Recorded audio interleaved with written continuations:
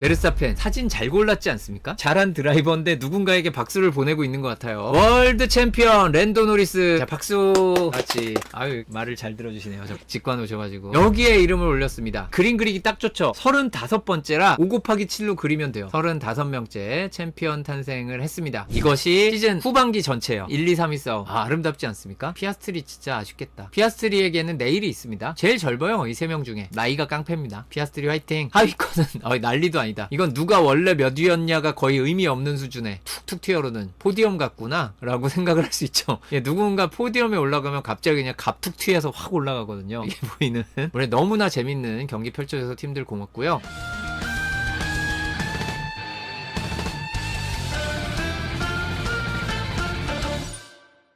자, 그러면 우리 또 모두 변호의 시간으로 출발을 해보도록 하죠. 자, 빌드업부터 가보도록 하겠습니다.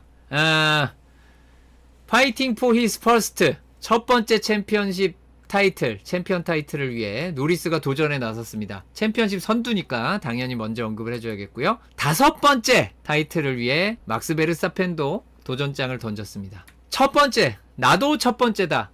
네, 피아스트리 역시 첫 번째 챔피언 타이틀 도전장을 내밀었습니다. 그렇게 3명이 챔피언 타이틀을 경쟁한 최근 경기 언제인가? 우리 FIA가 친절하게 정리를 해줬습니다. 2010 시즌, 이때 얘기를 제가 정말 열심히 했죠. 2010 시즌과의 비교에 대해서 말씀을 많이 드렸었습니다. 네, 어쨌든 그날 중계방송에서도 당연한 얘기지만 제가 얘기하는 숫자 믿으면 안 되죠. 처음에 얘기할 때 해밀턴이 그때 25포인트 차였어요 라고 또 잘못된 정보를 드리고 말았습니다. 제가 정말 사과의 말씀 드리고요. 24포인트였습니다. 제가 그걸 이 중요한 1포인트를 잘못 얘기해가지고 저의 죄가 큽니다. 제가 얘기하는 숫자는 믿으면 안 된다. 예, 아주 오래된 교훈이죠. 이름 믿으면 안 되고요. 숫자 믿으면 안 되고요. 다 찾아보시기 바랍니다. 화이팅. 그리고 이거 해야죠. 이거 특별한 건가요? 특별하죠. 연말인데. 연말이라 특별한 거고요. 자주 안 하는 건가요? 자주 안 하죠. 연말에만 합니다. 사실 시즌 중에도 한 번쯤 하는데 보통 이슈가 잘 안 되니까 연말에는 확실히 합니다. 시즌 중에 한 번만 더 하는 게 아니라 여러 번 더 합니다. 사실 드라이버 회식이 생각보다 많아요. 그런데 이슈가 주로 연말에 되는 겁니다. 그래서 여기 없는 드라이버들 있어요. 잘 해보시면 20명이 아니라는 것을 알 수 있습니다.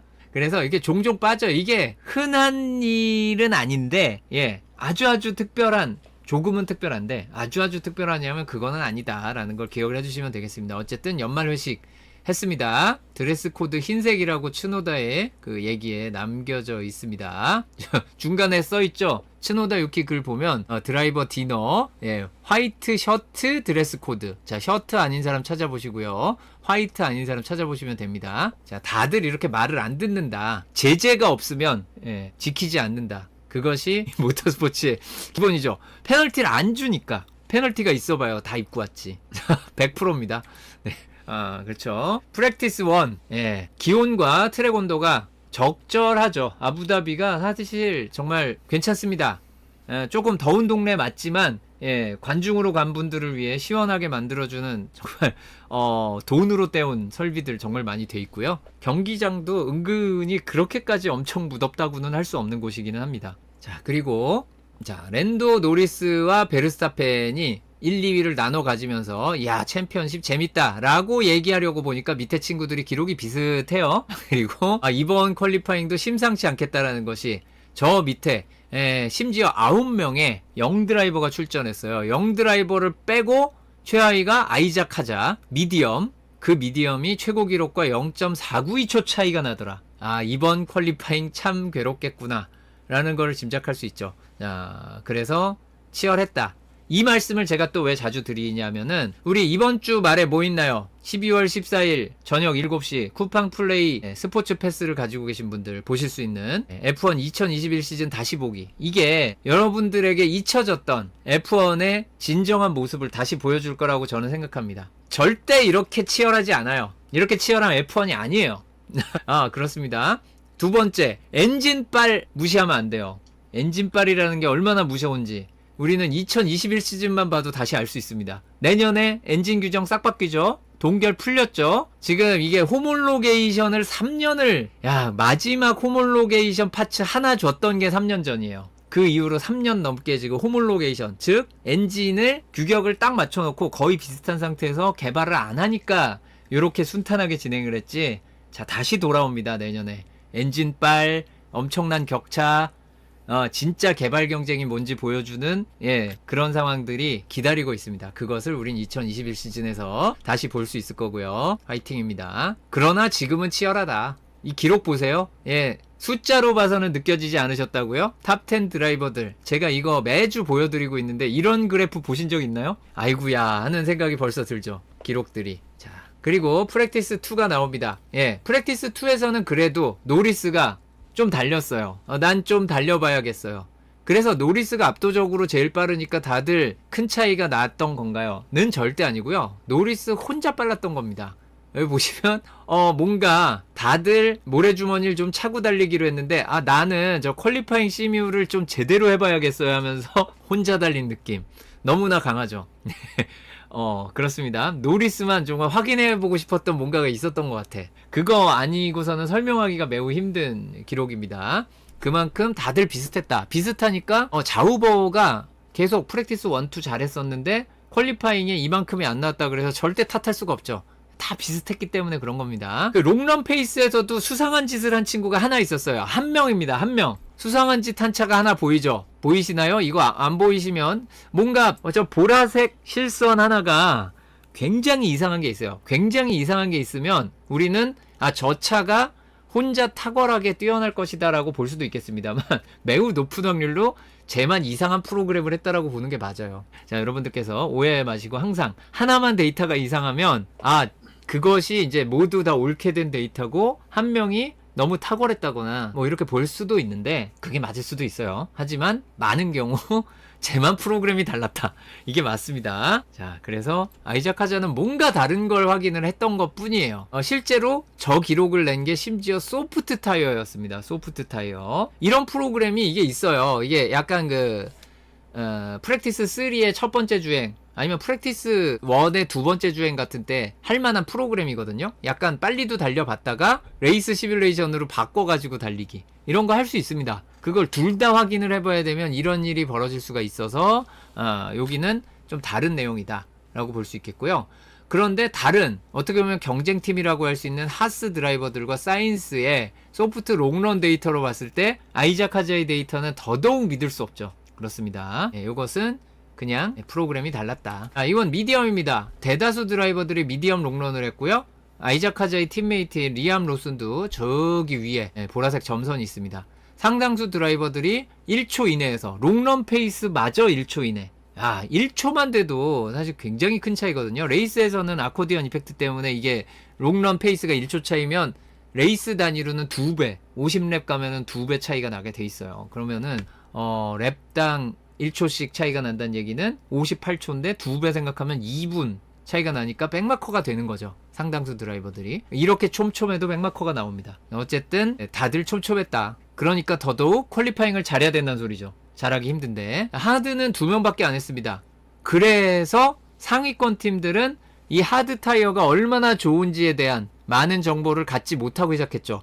1년 내내 이 얘기를 했기 때문에 저번에도 이런 식으로 하드 안 해봤는데 하드로 달렸더니 좋았잖아요. 그러면 그걸 가지고 여기에 적용을 해야죠. 물론 마음속에는 있지만 프로그램상 하드 타이어를 많이 달려볼 수 없는 거 어쩔 수 없는 거 있고요. 그렇게 안 달려봤으면 마음속에는 그럴 것 같지만 데이터가 없으니까 데이터 없는 거를 그냥 막 던질 수는 없는 겁니다. 그래서 하드 타이어가 진짜 좋은지 어쩐지는 레이스를 가봐야 하는 상황이 됐다. 빅4의 미디엄 롱런을 보면 챔피언 타이틀 경쟁자가 있는 맥라렌과 레드불이 좋았다. 그런데 눈에 띄는 게 하나 있죠. 르클레 롱런이 심상치 않은데 왜 롱런이 좋은 메르세데스보다 좋아 보이지? 이걸 봤잖아요. 여러분 이 데이터를 봤죠. 그런데 F1 공식 홈페이지에서 어떻게 분석했는지 아세요? 페라리가 탁월하게 느리다라고 분석했습니다. 자, 걔네도 그렇게 틀려요. 근데 좀 미안한 얘기인데 확증 편향이 있는 거죠. 페라리는 느릴 것이다. 약간의 확증 편향을 가지고 분석을 하면 그런 데이터만 뽑아서 하게 될 수 있어요. 진짜 그렇습니다. 그랬을 가능성이 농후해요. 제가 보기에. 이 데이터를 보고 페라리가 더 느리다고 분석했다고? 조금 그렇죠. 네.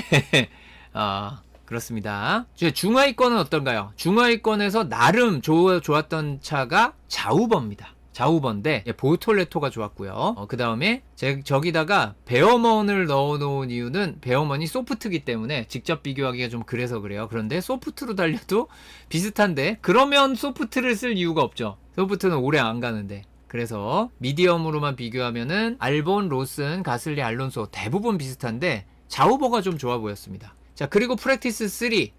자, 이제 원위치로 돌아왔어요. 챔피언 타이틀 경쟁하는 너희들만 재밌는 꼴을 난 봐줄 수가 없다. 레이스 시뮬레이션이 좀 아쉬워 보였지만 제 기준으로요. F1 공업 기준으로는 그렇게 나쁘지 않았지만 어쨌든 러셀이 좋은 기록 냈고요. 알론소의 기록이 심상치 않습니다. 역시 이렇게 된 이유는 기록 차이가 적다입니다. 기록 차이가 적다. 예, 기록 차이가 적다고요. 오콘과 베어먼, 하스 드라이버들 2명이 여기 이름 올렸고 기록 밖에 나가 있는 드라이버들도 17위 피에르 가슬리. 알핀 이번에도 힘드네요. 뭐 물론 그렇게 보실 수 있는데요. 실제로 힘들었고요. 그럼에도 불구하고 그 가슬리도 0.7초 차이밖에 안 나요. 굉장히 빠릅니다. 다들 빨라요. 다들 빨라서 더더욱 하위권 팀들이 뭔가 엄청난 걸 기록하기가 쉽지는 않은 상황이 된 거죠. 다시 한번 그래프의 길이가 비슷비슷합니다. 재밌겠다 라면서 우리는 퀄리파잉에 갔죠. 자, Q1을 뛰었습니다. 탈락자는 누가 나왔나요? 해밀턴, 알본, 후켄버그, 가슬리, 콜라핀토가 나왔습니다. 일단 콜라핀토의 기록은 너무 많이 안 좋았고 콜라핀토를 빼면 이 탈락권 드라이버들의 기록이 매우 촘촘합니다. 일단 가슬리 아까 P3도 0.7초 차로 17인가 했었는데 여기 0.863초 차 19위 1위와 0.863초 차입니다. 그것도 오스카 피아스트리가 좀 미친듯이 좋은 기록을 낸 상태죠. 정말 힘들었고 오른쪽에 소수점 첫 번째 자리 숫자를 보시면 17, 18, 19위는 0.8로 시작해요. 그 위에 0.7로 시작하죠. 0.7로 시작해서 어떻게 가요? 자, 해밀턴 89, 츠노다 81, 보톨레토 69, 하자 68, 오콘 29, 스트롤 11. 이게 전부 0.7 뒤에 나오는 100분의 1초 아랫단이에요. 이거 너무했죠. 이거는 잘한 사람에게 박수를 쳐주는 건 가능하지만 못한 사람 욕하기는 좀 거시기한 데이터예요. 그러니까 팀메이트랑 한 0.3초가 넘게 차이가 났어. 그러면 얘기가 나올 수도 있어요. 그래서 알본이 17인데 팀메이트보다 많이 못했나요? 저기 사인스 0.582초 차잖아요. 그럼 0.3초 차이가 안 나요. 그럴 수도 있거든요. 0.3초 정도는. 뭔 일이 이상하게 꼬이면 0.3초는 그냥 날아간다고 보시면 돼요. 딱 0.3초가 칼 같은 기준이라는 의미는 절대 아닙니다만 대충 그렇다는 거죠. 후켄버거 같은 경우에도 0.845초 차잖아요. 보톨레토랑 0.1초 차이도 안 나는데 후켄버그는 Q1 탈락. 보톨레토는 나중에 Q3 갔잖아요. 츠노다도 저거 턱걸이 한 다음에 Q3 갔어요. 그렇죠? 그만큼 힘들었다. 많이 힘든 퀄리파잉이었습니다. 그래서 좀 아쉽게 된 거고요. Q2에서는 또 누가 떨어졌나요? 자, 여기는 더하죠. 1위와 15위의 랩타임 차이 보실래요? 1위와 15위의 랩타임 차이. 이건 해도 너무했어요. Q2는 더해. Q1보다. 0.367초 차인데 1위와. 그런데 15위에요. 스트롤이 못한 게 절대 아닙니다. 이거는 스트롤 욕하기 좀 그래요. 0.367초는 너무했다. 올리버 베어만도 0.311초 차 11위 탈락. 이거는 여러분들 이 아부다비 그랑프리를 보시고 다시 이런 퀄리파잉을 보려면 물론 뭐 이탈리아 그랑프리 같은 데는 가끔 막 기록이 몰리기도 하지만 근데 정상적인 이런 아부다비 그랑프리처럼 틸케드롬 이런 정상적인 서킷에서 펼쳐지는 이벤트에서는 앞으로 한 3년 동안은 이런 거 안 나올 겁니다. 절대 이렇지 않습니다. 절대 이렇지 않아요. 내년 초반에 퀄리파잉 기록 차이를 보시면은 충격 받으시는 분들도 있을 거예요. 만약에 자기가 응원하는 드라이버가 맨날 Q1에 떨어지는 차면은 진짜 충격 받으실 거예요. 이렇게 차이가 난다고 하면서. 물론 더 놀라운 건 시즌 중에 그게 뒤집히기도 해요. 이렇게 규정 바뀐 시즌은. 그게 더 무섭죠. 그게 뒤집힐 수도 있습니다. 끝까지 그대로 잘 안 가요.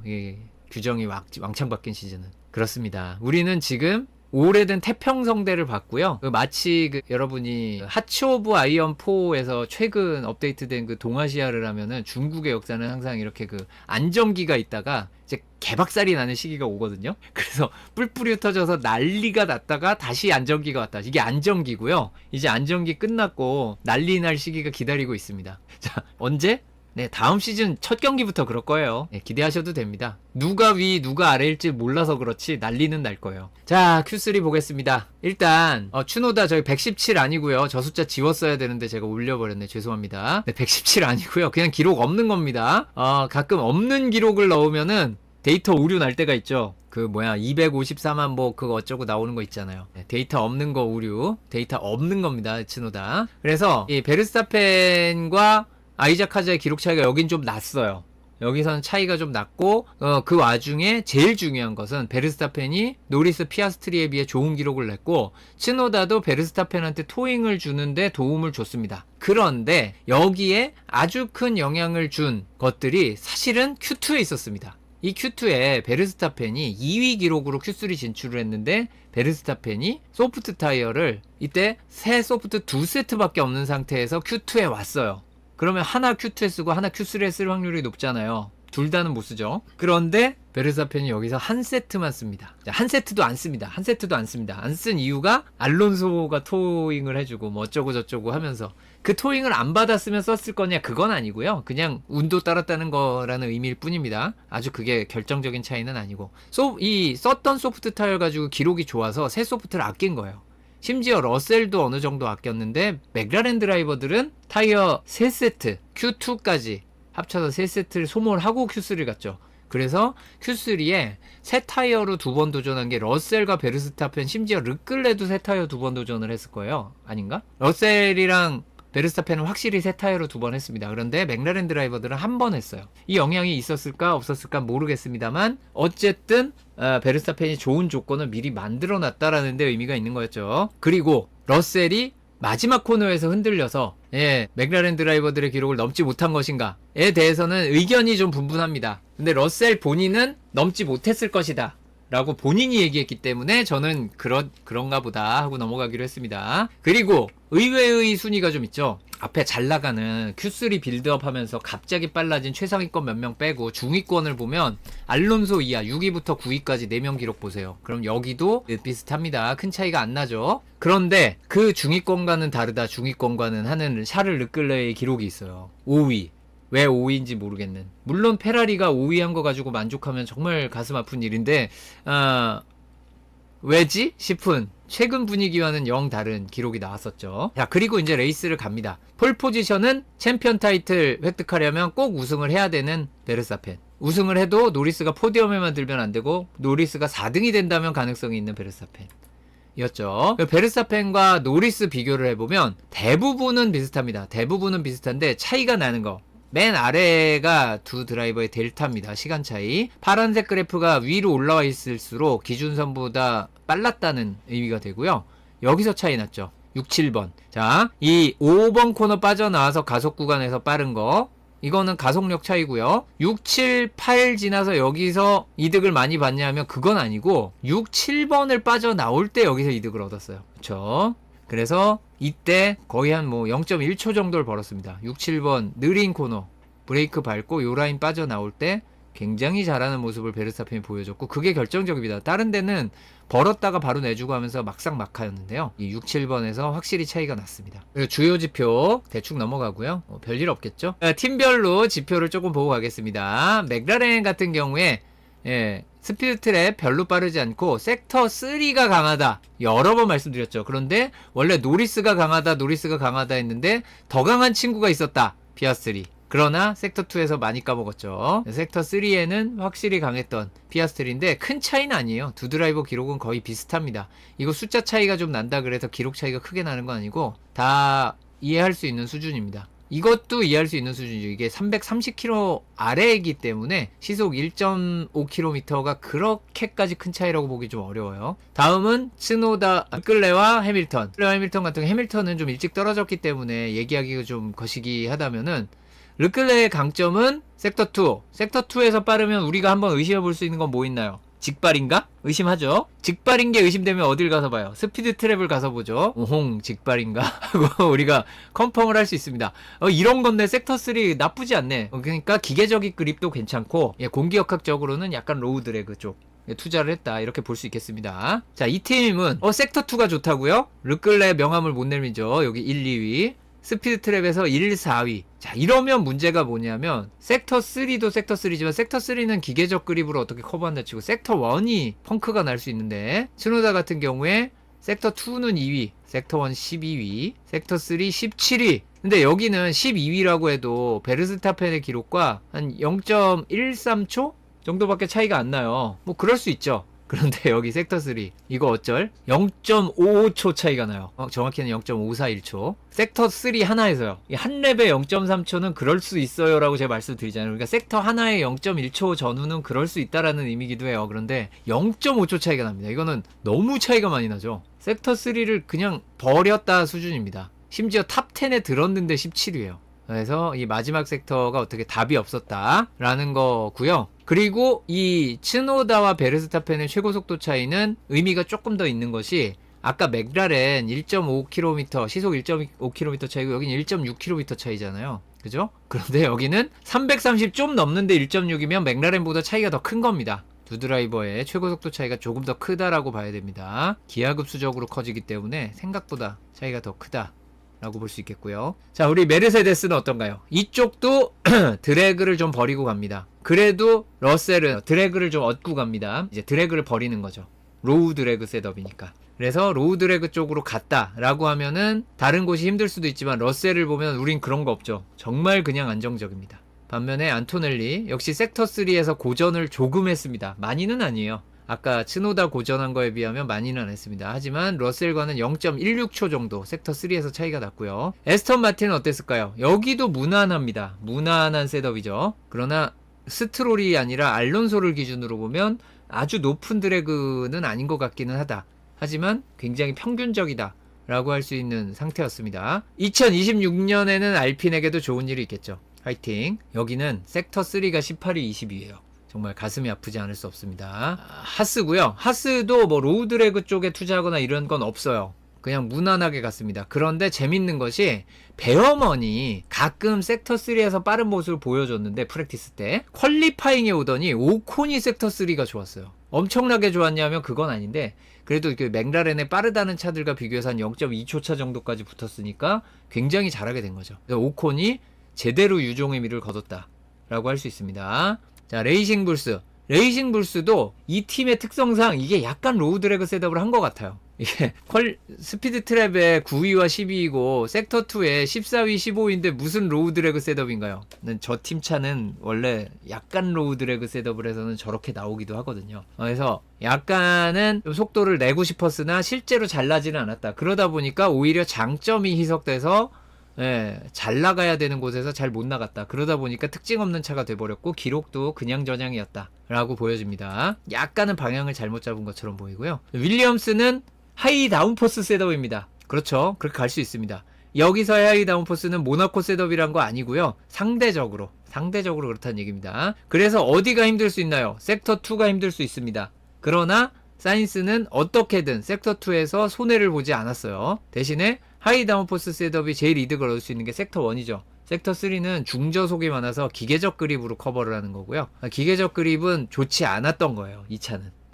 그래서 최고 속도 좀 안 나오고 섹터 1이 그나마 장점이었는데 섹터 3가 좀 망했다. 그것이 윌리엄스의 한계였고요. 자우버 같은 경우에는 여기도 로우 드래그입니다. 로우 드래그인데 완전 로우 드래그는 아니에요. 자우버는 그렇게 드래그 심한 차 아니기 때문에 약간의 로우 드래그 셋업을 한 것으로 보입니다. 그래서 섹터 2가 장점으로 보일 수 있는데 그 와중에 기계적 그립이 중요한 섹터 3에서 보톨레트가 잘해줬죠. 반면에 섹터 3가 별 볼 일 없었던 후켄버그는 Q1 탈락을 했고요. 미묘한 차이지만. 자, 그래서 최고 기록 비교는 어떻냐? 뭐 비슷비슷한데요. 특히 섹터 1은 아주 큰 차이가 안 납니다. 이 얘기 제가 말씀 많이 드렸죠. 섹터 1, 2는 차이가 별로 안 나는 서킷입니다. 섹터 2도 섹터 1보다는 약간 이야기가 있는 것 같은데 별 차이 안 나죠. 이제 섹터 3 놀라지 마시고 보시면 이렇게 차이 납니다. 섹터 1, 2 보다가 3를 확 보면 이래서 기록 차이가 나는군 이라고 생각할 수 있을 정도로 섹터 3의 영향을 정말 많이 받습니다. 그래서 섹터 3에 투자를 하는 거죠. 최고 속도 차이도 제법 납니다. 이게 지금 320에서 340까지 스케일이기 때문에 시속 20km 차를 하는 경우가 있고 10km 차 하는 경우가 있는데 20입니다.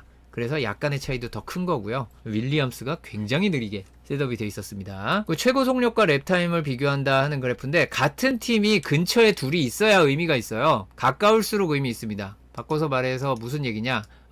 레드불은 얘기하기 굉장히 어렵습니다. 이게 너무 멀리 있어서 이게 여기 어디 이렇게 수렴을 했었어야 되는데 이거는 정말 오차 범위가 넓은 거고요. 맥라렌은 그나마 좀 적은 편이죠. 이 동네 어디 우리가 평소처럼 완전 하이 다운포스 하이 드래그로 간 건 아니다 라는 걸 좀 알 수 있는 부분이 있고요.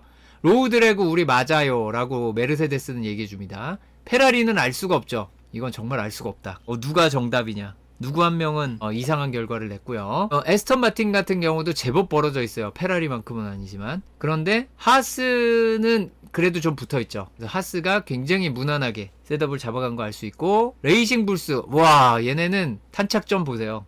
얘네는 심지어 센터야. 조정도 안 해도 돼. 그냥 쏘면 돼요. 자, 레이싱 불스는 은근히 표준화가 잘 돼 있는 드라이버들이다 라는 생각이 들고요. 탄착점 너무 아름답죠. 자, 윌리엄스 핫한이 났어요. 자, 어쨌든 윌리엄스 같은 경우에 그래도 여기도 굉장히 표준적입니다. 분명한 건 얘네도 하이 다운포스로 갔죠. 결과적으로 좀 안 좋았습니다만. 알핀 여기도 비슷해요. 느리다는 점에서 비슷합니다. 셋업이 뭔진 모르겠고 그냥 느려요. 자, 그리고 자우버 약간 벌어져 있기는 한데 그래도 여기도 나름 표준으로 갔다라고 볼 수 있겠습니다. 자, 오랜만에 나온 빌드업입니다. 빌드업은 그냥 쭉 보면서 간단하게 설명을 할게요. P1에 안 나온 차들이 많다 보니까 여기 화살표 자체가 얼마 없습니다. 근데 P1과 P2 가면서 기록이 많이 좋아지죠. 트랙 에볼루션 크다라고 말씀드렸죠. 자, P2에서 P3 갈 때 주춤하거나 뒤로 가는 차들 많죠. 이것도 말씀을 드렸습니다. 저는 못 들었는데요. 그러면 프랙티스를 꼭 챙겨보셔야 됩니다, 여러분. 네, 그래야지. 못 보셨다면 다시 보기라도. 설명 자체는 프랙티스에 더 많이 하거든요. 그래서 상황 설명이 아닌 그 좀 내용 설명은 프랙티스에 좀 많다 보니까. 네, 프랙티스 때 제가 말씀 많이 드렸죠. 보신 분들은 다 아실 거예요. 네, 했던 얘기 또 한 해가 되죠. 사실 거의. 자, 그리고 P3에서 Q1을 가는데 프랙티스 3가 좀 안 좋았던 차들은 여기서 기록이 좋아지는 거 이해가 되죠. 근데 정말 가슴 아프다면 가슴 아픈 부분은 여기서 기록이 왕창 좋아졌는데도 Q1 탈락한 경우들이 있어요. 예를 들면 알핀 듀오 떨어졌죠. 자, 그리고 해밀턴 프랙티스 3에서 정말 많은 기록 향상을 가져왔지만 그게 미묘한 차이로 떨어져서 안타깝습니다. Q2는 어떨까요? Q2에서는 은근히 안 좋아진 차들이 많습니다. 우는 소리가 나오기 시작하죠. 특히 안토넬리 기억하시나요? 그립이 사라졌어요, 살려주세요 하는 안토넬리의 외침이 있었죠. 여기에서 화살표가 오른쪽으로 간 차가 두 대 있어요. 피아스트리와 안토넬리입니다. 네, 피아스트리는 심지어 처음 랩 기록 좋았는데 두 번째 랩이 많이 안 좋았고요. 자, 그리고 마지막 Q3에 이제 그 트랙 에볼루션은 거의 끝나고 트랙 온도 살짝 내려가고 하면서 마지막에 기록 향상이 잘 안 될 수 있어요. 이것도 제가 중계 때 말씀을 드렸습니다. 쿠팡 플레이 생중계 때 말씀을 많이 드렸는데 Q3에 많이 안 좋아지는 경우들이 많다.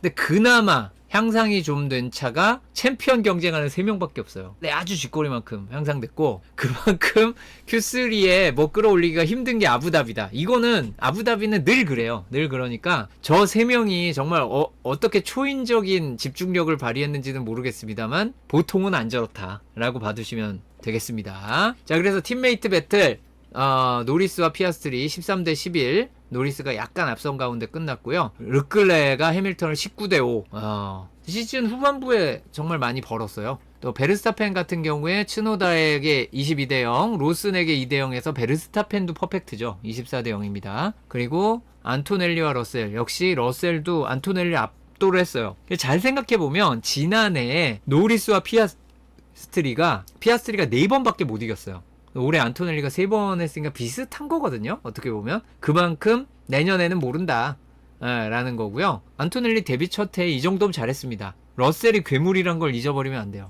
예, 순둥이라고 아시는 분이 설마 없겠지만 저 러셀이 굉장히 악착같고 뭔가 허점을 찾아서 공격하기 힘든 B급 중국 무협 영화 1980년대에 많이 유행하던 그런 영화에 나오는 황제 같은 스타일의 캐릭터이기 때문에 거기서 3번 빼먹는 게 굉장히 힘듭니다. 안토넬리는 굉장히 잘한 것이다 라고 저는 말씀을 드리고 싶고요. 알론소 스트롤 드디어 해냈습니다. 24대 0 54래 24대 0 이번엔 스트롤이 그렇게 많이 못한 게 아닌데 알론소 너무 좋았고요. 완벽하게 알론소가 현 세대 차를 비난하기 힘들게 만드는 스트롤의 엄청난 기록이었습니다. 그리고 가슬리와 콜라핀토도 콜라핀토가 한동안 좋은 모습 보이다가 역시 연말 집중력이란 것도 노하우예요. 그래서 이 연말 집중력 떨어지는 드라이버 중에 콜라핀토도 있었습니다. 잘 생각해보면 지난해에도 윌리엄스에서 그게 반년이긴 하지만 시즌 후반기만 한 건데 처음 나왔을 때 집중력과 끝날 때쯤에 집중력 차이가 많이 났죠. 콜라핀토가. 그럴 수 있습니다. 이게 계속 한 시즌을 그걸 이어가는 게 어렵다는 거. 다른 프로스포츠와 마찬가지로 모터스포츠도 그렇습니다. 오콘과 베어먼 여기는 놀라운 일이죠. 베어먼이 이겼어요. 심지어 슈퍼루키 웅남이 베어먼이 정말 좋은 모습 보여줬고 하자와 로슨에서 하자도 대단한 거죠. 로슨이 준 루키라고는 하지만 어쨌든 아이작 하자는 진짜 레드불로 갈만한 모습을 보여주고 있고요. 사인스와 알본 이것도 대단한 겁니다. 야 이게 사인스는 저쪽에서 넘어왔잖아요. 심지어 사인스는 메르세데스 파워 유닛을 안 했잖아요. 안 타봤잖아요. 사인스는 토로로소로 데뷔했고요. 그러니까 레드불 계열로 처음에 이제 르노 파워 유닛 쓰던 시절에 시작을 해가지고 그 다음 이제 맥라렌 갔을 때 맥라렌이 또 르노를 썼잖아요. 그래서 맥라렌이 메르세데스로 바꾸는 그 순간에 페라리로 오는 바람에 메르세데스 파워 유닛을 안 써봤어요. 저게 좀 느낌이 다르거든요. 그런데 사인스는 그럼에도 불구하고 적응을 잘했습니다. 그래서 페라리에서 메르세데스 이게 서로 넘어갈 때 고생을 많이 해요. 사인스는 안 한다. 이 친구는 왜 그럴까? 이거를 적응 못한 사람에게 뭐라 그럴 게 아니라 적응 잘한 사람을 칭찬하면 됩니다. 이거 원래 어려운 거 맞습니다. 대단하다. 그렇다고 윌리엄스가 모든 사람이 몰기 좋은 육각형 차가 아니라는 건 모두가 알고 계시잖아요. 아무리 요즘 나아졌다고는 하지만 육각형 차는 절대 아니에요.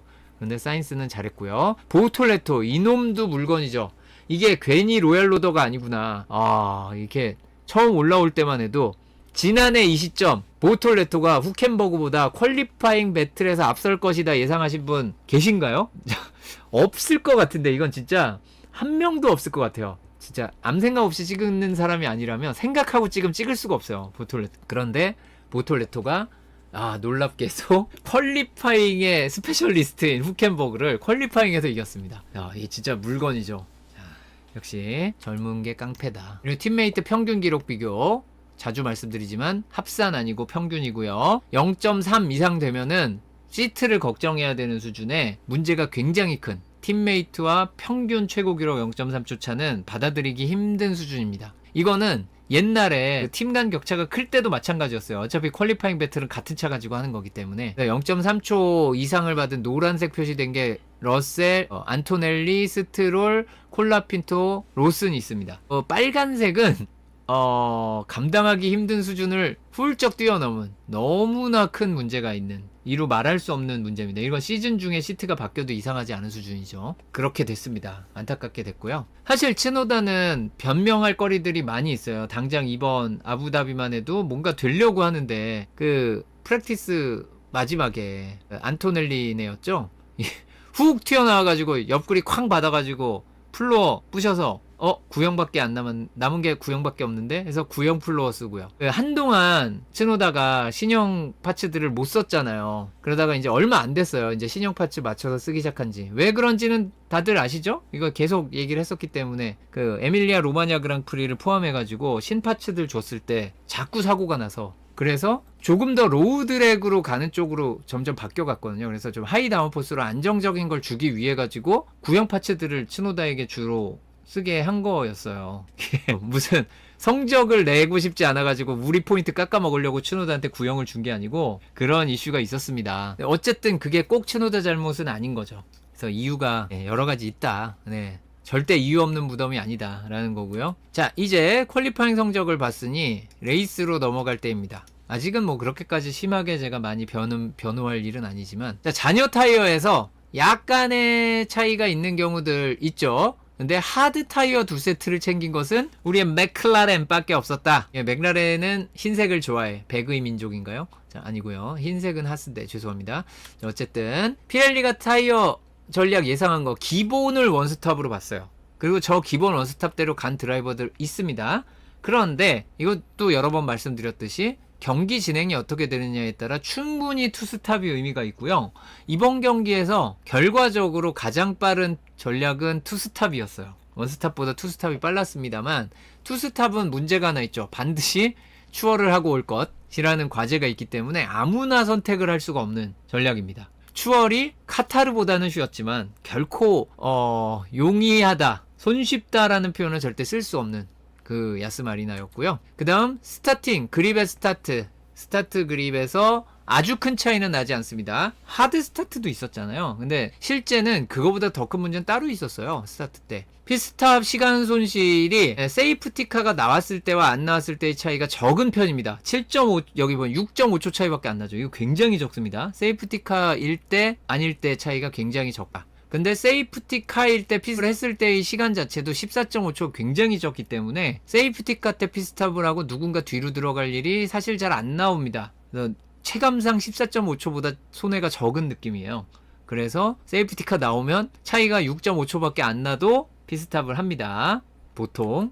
근데 세이프티카 안 나왔죠? 안 나오면 뭐 어쩔 수 없고. 자, 스타팅 타이어인데요. 디폴트가 미디엄인 건 알겠어요. 그거는 뭐 여러모로 전략적인 플렉서빌리티, 우리 그 스트래티지컬 플렉서빌리티, 카타르 그랑프리 하면서 전 국민적인 농담이고 전 F1 팬들의 그 영어 레벨을 한순간 올려줬죠. 자, 플렉서빌리티에 대한 그 사람들의 그 단어의 어감을 다들 알게 됐고요. 그 단어의 명과 암을 다 알게 됐죠. 플렉서빌리티. 인생 플렉스한다. 자, 인생을 플렉스했을 때 쫄딱 망하는 수가 있다는 거를 이제 알려준 그게 있습니다.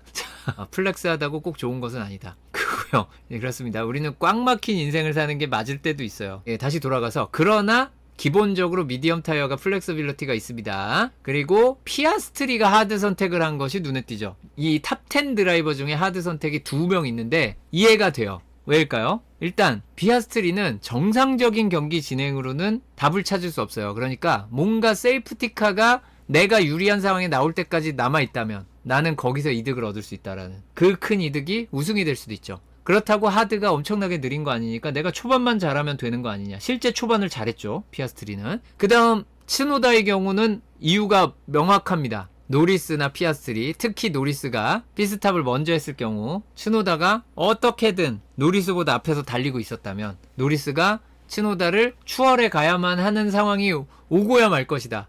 그게 왔을 때에는 어게인 2021 페레스에 비기한 츠노다가 국방부 장관의 아니지 얘는 방위성이지 방위성 장관의 이제 모습을 보여줄 것이다. 그렇습니다. 그것을 바란 거죠. 너무 명확합니다. 물론 그 아래는 뭐 여러 가지 다른 변수를 볼 거고요. 그리고 나는 초반에 좀 순위를 끌어올려야겠다라고 생각한 16, 17, 18 그리드의 해밀턴, 알본, 후켄버그 경험 많은 드라이버들이 소프트 스타트를 했습니다. 자, 그리고 그리드상 P1의 베르스타펜이 396포인트, 노리스가 408포인트, 80 아니죠. 그리고 P3의 피아스트리가 392포인트다. 피아스트리는 뭔가 많은 변수가 필요하다. 한두 개로는 안 된다. 라는 걸 알 수 있는 상황이고, 베르스타펜은 일단 자리 지켜야 되고, 기타 등등등. 58랩이 남았습니다. 그렇게 스타트를 했는데, 일단 결론부터 좀 말씀을 드리면, 노리스가 원하는 결과가 나오고 말았습니다. 베르스타펜 우승, 노리스가 3위. 그래서 포디엄에만 올라가면 베르스타펜이 우승을 하더라도 노리스가 챔피언이란 표현을 했는데, 이게 생각보다 조건이 많은 말이잖아요. 노리스가 포디엄에 오르기만 하면 그게 쉽나요? 물론 노리스가 올해 맥라렌에 한 시즌 최다 포디엄 피니시 신기록을 세웠는데 그럼에도 불구하고 4분의 1 정도 못 올라갔어요. 포디엄에. 생각보다 쉽지 않죠. 그리고 베르스타펜의 우승도 뭐 폴포지션이니까 우승할 수 있다 치지만 그게 말처럼 그렇게 다 되는 게 아니잖아요. 근데 그게 딱 맞아떨어졌고 노리스의 포디엄 피니시를 방해하는 요소들 맥라렌이 알아서 잘 커버를 해나갔습니다. 그런데 자, 이렇게 이게 별거 아니니까 스타트 때 다들 문제가 없었냐 하면 사실은 사고가 안 나서 그렇지 문제가 많았어요. 일단 베르스타펜 평소와 비교해서 스타트가 너무 많이 느렸습니다. 평소에 비해서. 여러분 잘 몰랐죠? 베르스타펜이 이게 그 상대 비교를 하니까 별로 아무 문제 없는 스타트로 보였는데 사실 베르스타펜 스타트 많이 느렸어요. 이번에 정말 많이 느렸어요. 문제는 노리스도 느렸어요. 노리스가 냉정하게 얘기해서 잘못했습니다. 스타트가 거의 망한 수준이었어요. 그런데 1번 코너 갈 때 베르스타펜 꼬리 물고 막 베르스타펜이 노리스 막느라 막 난리 났죠. 그게 베르스타펜도 못해서 이게 둘 다 못하니까 이게 상대적으로 잘 안 보이는 거예요. 그러니까 뒤에 있는 친구들이 잘한 것 같고, 심지어 제일 문제 많았던 건 러셀이요. 러셀은 진짜 망했습니다. 망했어요. 둘이 이게 뭐냐면은 스타트에서 드라이버들이 엔진 회전수를 아주 적절한 회전수에, 그러니까 내가 긴장을 하지 않고 진짜 평소대로 하면은 그 스로틀 페달을 아주 적절한 위치까지 밟으면서 그 애매한 회전수, 그 보통 한 5, 6천 RPM 여기에 딱 맞춰놓고 있어야 돼요. 그게 한 7, 8천, 9천 막 여기 올라가 있으면 안 되고요. 그 2, 3천으로 떨어져도 안 돼요. 그런데 그게 다 실수를 했어요. 다 실수를 했어요. 앞에서 이게 사람마다 다른데 러셀은 거의 바닥까지 떨어졌다 올랐어요. RPM이. 완전 망했어요. 완전 망했어요. 그게 사고도 날 수 있어서 매우 위험한 상황이었습니다. 그 좀 심했으면. 진짜 그 손가락 하나로 지금은 이제 한쪽만 잡을 수 있습니다. 반클러치 상태에서 회전수를 애매하게 잡고 있는 거, 여기 손가락이든 발이든 힘 하나만 잘못 들어가면은 그냥 삐끗하는 건데, 그걸 평소에 그렇게 실수 없이 잘하던 친구들이 챔피언십이 3명이 걸린 거에, 거기에 예를 들면 러셀의 마음으로 가보면, 이 챔피언십 경쟁이 있는 사람들은 뭐 경쟁이 걸렸으니까 긴장했다 치고, 러셀의 마음도 어느 정도 이해가 됩니다. 러셀이 어느 정도 이해가 되는 게, 내가 우승도 할 수 있어. 근데 그렇다고 내가 여기서 뭘 껴들어가지고 나 때문에 뭐 어쩌다는 그런 소리를 정말 듣지 않고 싶었을 러셀일 거예요. 러셀이 내가 맥라렌을 추월해 나가는 장면에서 혹시라도 뭐 접촉이라도 나서 막 이런 말은 듣고 싶지 않았을 거예요. 그래가지고 그 하나밖에 없는 클러치 조작 거의 미스 수준으로 러셀이 실수를 했습니다. 가슴이 아프고요. 네, 클러치 하나입니다. 옛날 옛적에 하나로 바뀌었어요. 2개였다가 10년 넘지 않았나? 10년 안 됐나요? 그 하나 된지? 10년 넘었어. 10년 넘었죠. 예. 옛날 옛적에 2개였습니다. 네, 지금 하나입니다. 클러치 패들. 어쨌든 이런다 보니까 스타트에서 조금 변수가 있을 법 했는데, 결과적으로 아주 많이 차이가 나지는 않았고요. 그리고 나머지 얘기는 이제 구체적으로 진행하면서 하나씩 얘기를 하겠습니다. 우선 맥라렌. 자, 피아스트리가 첫 코너에서는 넘지 못했지만, 노리스도 아쉽기는 했지만 피아스트리도 그렇게 엄청 빨랐던 것까지는 또 아니어가지고 잘했어요. 피아스트리는 무난한 편이었어요, 상대적으로. 하지만 압도적으로 빠져나갈 정도는 아니었어요. 하지만 그 5번 코너 지나서 첫 번째 DRS 존에서 노리스를 잘 따라붙었고, 두 번째 DRS 존에서는 솔직히 거의 붙어서 시작해서 이거는 속도 차이는 확실히 났어요. 문제는 9번 코너에서 길게 돌아가는 코너에 브레이킹을 한번 하잖아요. 그때 피아스트리가 바깥쪽으로 돌면서 나는 하드지만 안쪽에 있는 노리스가 경거망동하지 못할 것이다.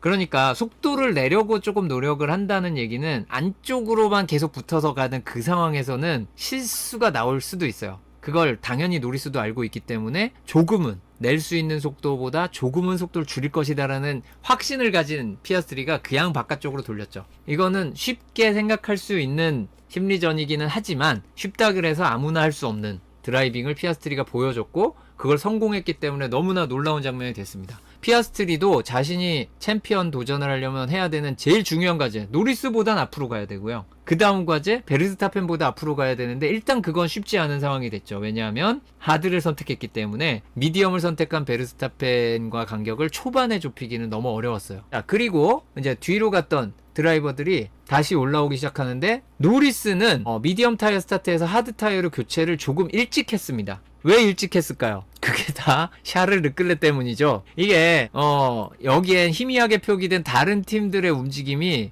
영향을 많이 줬어요. 노리스가 일찍 피스탑을 하게 된 이유는 르클레가 했기 때문입니다. 르클레는 왜 했나요? 러셀 때문이죠. 러셀이 알론소를 추월한 다음에 미리 들어가 버리니까 간격이 좀 나고 있었어요. 페라리가 은근히 페이스가 좋아서. 하지만 이제 언더컷의 힘이 발휘되기 시작하기 전에, 실제로 효과가 나오기 전에 그 앞으로 나와야 되니까 어쩔 수 없이 들어가고, 그런데 그 르클레가 들어갈 때 노리스가 같이 들어가 버렸죠. 원래 다음 랩에 들어갔어야 되는데 같은 랩에 들어가 버립니다. 여기에서 우리는 알 수 있는 것이 무엇이냐? 이거 한 랩 뒤에 들어갔다가는 큰일 날 거라고 본 겁니다. 그래서 르클레가 들어가는 건 확실했어요, 러셀 때문에. 그런데 르클레가 너무 가까이 붙어 있었기 때문에 르클레 다음 랩에 들어가려고 하다가 뒤로 나오면 대참사다 라고 생각을 한 거죠. 그래서 같은 랩에 들어갔고, 그래서 같은 순서로 나옵니다. 그러니까 이게 르클레와 같은 랩에 들어갔다 그래서 르클레가 영향을 안 준 게 아니에요. 러셀 때문에 르클레가 들어가야 되는 상황까지 계산을 한 거죠, 맥라렌이. 정말 무섭습니다. 당연히 해야죠. 이거를 1대1이다 하고선 르클레만 계산하고 있으면 쫄딱 망하는 수가 있습니다. 이거 뒤로 들어갔으면 생각만 해도 그런 좀 뭐랄까 불필요하게 욕먹는 상황이 안 나와서 천만다행이라고 생각해요. 맥라렌이 정말 잘했습니다. 이번에 그 전략적으로 빈틈없이 잘한 것 중에 하나예요, 이런 게. 자, 문제는 이렇게 하고 들어왔는데 대망의 사건이 펼쳐지고 말았죠. 츠노다 뒤에서 달리기. 츠노다 뒤에서 달리는 상황이 오고야 말았습니다. 츠노다 뒤에서 달리는 상황이 오고야 말았는데 여기에서 이슈가 될 만한 장면이 있었죠. 자, 그러면 그 장면은 얘기는 좀 나중에 하도록 하고, 두 번째 장면은 어느 정도 정해진 수순이었어요. 자, 노리스와 피아스리. 이때는 르클레가 먼저 피스탑을 했고요. 언제 들어갈지 모르는 상황, 혹시 원스탑으로 버틸지도 모르는 상황이었는데 샤를 르클레가 또 들어가 버립니다. 그러면 노리스로서는 선택 여지가 없죠. 근데 차이가 하나 있다면, 남겨놓은 타이어가 미디엄 하드를 한 세트씩 썼으면 페라리 르클레는 퀄리파잉 Q1에 잠깐 썼던 미디엄 타이어 걔 하나 있고요. 예, 노리스는 새 하드가 또 있죠. 미디엄은 없고요. 그래서 하드와 미디엄으로 좀 갈리기는 했는데, 어쨌든 이거는 뭐 전략적 차이가 컸다라고 보기는 어려워요. 하지만 르클레의 언더컷을 방어한 것은 확실합니다. 이거 말고는 포디엄을 잃을 이유가 없다. 그러니까 뭐 차에 이슈가 생기지 않는 한 르클레만 막으면 된다가 이제 거의 확실해진 상황이라 바로 맞춰서 들어갑니다. 그리고 피아스트리 역시 노리스 뒤로 가면 답이 없잖아요. 이제 더 늦출 수는 없어요. 노리스가 피스탑을 했다고 바로 들어가. 그러니까 피아스트리 입장에선 맥라렌 전체로 보는 게 아니라, 이거는 어차피 둘이 다 따로따로 보는 거니까 전략적으로, 피아스트리 입장에서 노리스 뒤로는 안 되잖아요. 그러니까 노리스 앞으로 나오게 들어갔습니다. 결과적으로는 이후에 순위 변화가 없었죠. 르클레가 제법 페이스가 좋았지만 따라갈 정도는 아니었고, 결과적으로 좀 벌어졌습니다. GP의 팀 라디오를 통해서도 알 수 있었고요. 어쨌든 맥라렌은 전략적인 변수를 각 드라이버가 할 수 있는 한 최대한 커버해주고 예방하고 잘해줬다. 예방해서 일이 안 터졌으니까 별 볼 일 없어 보이거나 아니면 아무 일도 안 한 것처럼 보이시겠지만, 이쪽은 그 소방 방재청 같은 겁니다. 방제가 돼야 되는 거지, 일단 재난이 일어나서 불 끄는 거는 굉장히 슬픈 이야기고, 일이 안 일어났기 때문에 잘한 겁니다, 얘네들은. 그래서 칭찬을 해줘야 된다. 굉장히 잘했다. 좀 칭찬을 하면서 이런 얘기를 꺼내서 죄송하지만, 칭찬을 하기 위해서 꺼내는 건데 올 시즌에 그렇게 아름답지 않았던 적이 있잖아요. 네, 그렇기 때문에 드리는 말씀입니다. 자, 그러나 최종전에는 그런 실수 없었다. 그러니까 칭찬을 해줘야 된다라는 의미고요. 늘 이러는 거 아닙니다. 실수하는 쪽이 가끔 나오죠. 그러면 우리 노리스 건으로 돌아가 보도록 하겠습니다. 노리스 무슨 일이 있었나요? 문제의 츠노다 뒤로 들어갔을 때 뭐 페이스는 좋았습니다. 피아스트리 이거 좋죠. 하드 타이어 가지고 타이어 관리 잘했고요. 타이어가 뭐 크게 무너지는 일 없었고요. 뭐 페이스 좋습니다. 전반적으로 가장 빠른 페이스 수준에서 유지해줬고, 마지막에 하드냐 소프트냐가 별 의미 없다라는 게 사실 이거 보여준 거예요. 하드냐 미디엄이냐, 소프트 말고요. 소프트도 비슷했을 것 같긴 한데 하드 미디엄이긴 비슷합니다. 문제는 이거죠. 노리스가 표면적인 것씩 하나씩 던지고 가겠습니다. 우리 사람 말을 끝까지 들어야 되는데 한마디만 들으면 오해할 수 있죠. 노리스가 트랙을 벗어나서 츠노다를 추월했습니다. 여기서 물 마시고 끊어버리면 큰일 나죠. 그래서 사람 말은 끝까지 들어야 됩니다. 맞죠? 트랙 벗어나면서 추월했죠. 그 전에 무슨 일이 있었느냐가 중요한 건데, 끝까지 들어야 됩니다. 자, 벗어났어요. 네, 다시 보니까 많이 벗어났더구만. 심지어 츠노다가 방어를 하는 상황에서 밀어냈다라고 얘기하는데, 그 츠노다 옆에 안 넘어갈 수 있는 공간이 굳이 따지면 있었습니다. 굳이 따지면 있었어요. 그러나 어쨌든 넘어갔습니다. 하지만 노포드 액션으로 끝났고요. 여러분들 다들 아시겠지만 츠노다는 5초 페널티가 나왔습니다. 여기에 그 얘기가 나옵니다. 트랙 리미츠는 어떻게 규정되느냐? 이거 이렇게 탈도 많고 말도 많은 가이드라인입니다. 드라이버 가이드라인. 얼마 전 카타르에서 드라이버들이 회의를 하면서 정말 가슴 아픈 게 뭐냐면, 이 드라이버들이 얘기했던 그 이야기의 방향과 인터넷에서, 인스타그램에서, 뭐 쇼츠에서, 유튜브에서, 틱톡에서, 해외는 틱톡 많이 해서요, 오가는 그 이야기의 방향이 좀 다른 게, 아니 그 가이드라인이란 거 정해놓고 그걸 문자 그대로 적용하는 건 문제가 있지 않냐, 이 말은 맞죠. 이것도 말을 끝까지 들어야 되는데 드라이버들이 얘기했던 그게 맞아요. 그러니까 이 가이드라인을 기준으로 하는 거를 잘못됐다라고 얘기한 사람은 없어요. 가이드라인을 좀 더 보강하자라는 건데, 보강이 굉장히 어렵죠. 왜냐하면 잘못 써놓으면은 엄하게 적용될 수 있기 때문이죠. 어쨌든 가이드라인은 반드시 필요하고요. 2021 시즌을 보시면 이 가이드라인을 이렇게 상세하게 해놓지 않았을 때, 그때 사람들의 합리적인 판단에 기댔을 때 어떤 일이 벌어지는지 보실 수 있습니다. F1 2021 시즌 기대되시죠? 자, 가이드라인이 없는 세계. 정확히 말하면 있었대요. 그런데 그 가이드라인에 대한 중요를 FIA에서 강조를 하지 않다 보니까 스튜어드들이 좀 알아서 판단하는 부분이 많았습니다. 자, 어쨌든 다시 돌아가서 가이드라인이 당연히 있어야 됩니다. 가이드라인에 여러 가지 보충이 있어요. 트랙 경계를 벗어나는 거, 이제 벗어나서 이득을 얻는 건 다른 조항이 있지만 트랙 리미트라는 항목이 앞쪽에, 비교적 앞쪽에 있습니다. 여기에 보시면 쭉 여기 노트에 3번 If a driver has been considered to be forced off by another car in a decision of the stewards, 스튜어드들의, 심판들의 판단에 따라, 결정에 따라 다른 드라이버가 밀어냈다 라고 판단이 될 경우에는 트랙 리미트를 벗어난 것으로 보지 않는다라는 뜻입니다. 즉 트랙 리미트를 벗어났지만 벗어나지 않은 거죠. 그건 노리스의 경우는 왜? 스튜어드들은 츠노다가 밀어냈다라고 봤으니까요. 근데 이 부분을 밀어냈다를 명확히 하다 보니까 문제가 하나 생겨요. 참 이런 부분이 법리 해석의 문제입니다. 이 법리 해석의 문제 때문에 저의 개인적인 의견인데요. 츠노다에게도 페널티를 안 주는 게 맞았다라고 생각이 듭니다. 저는.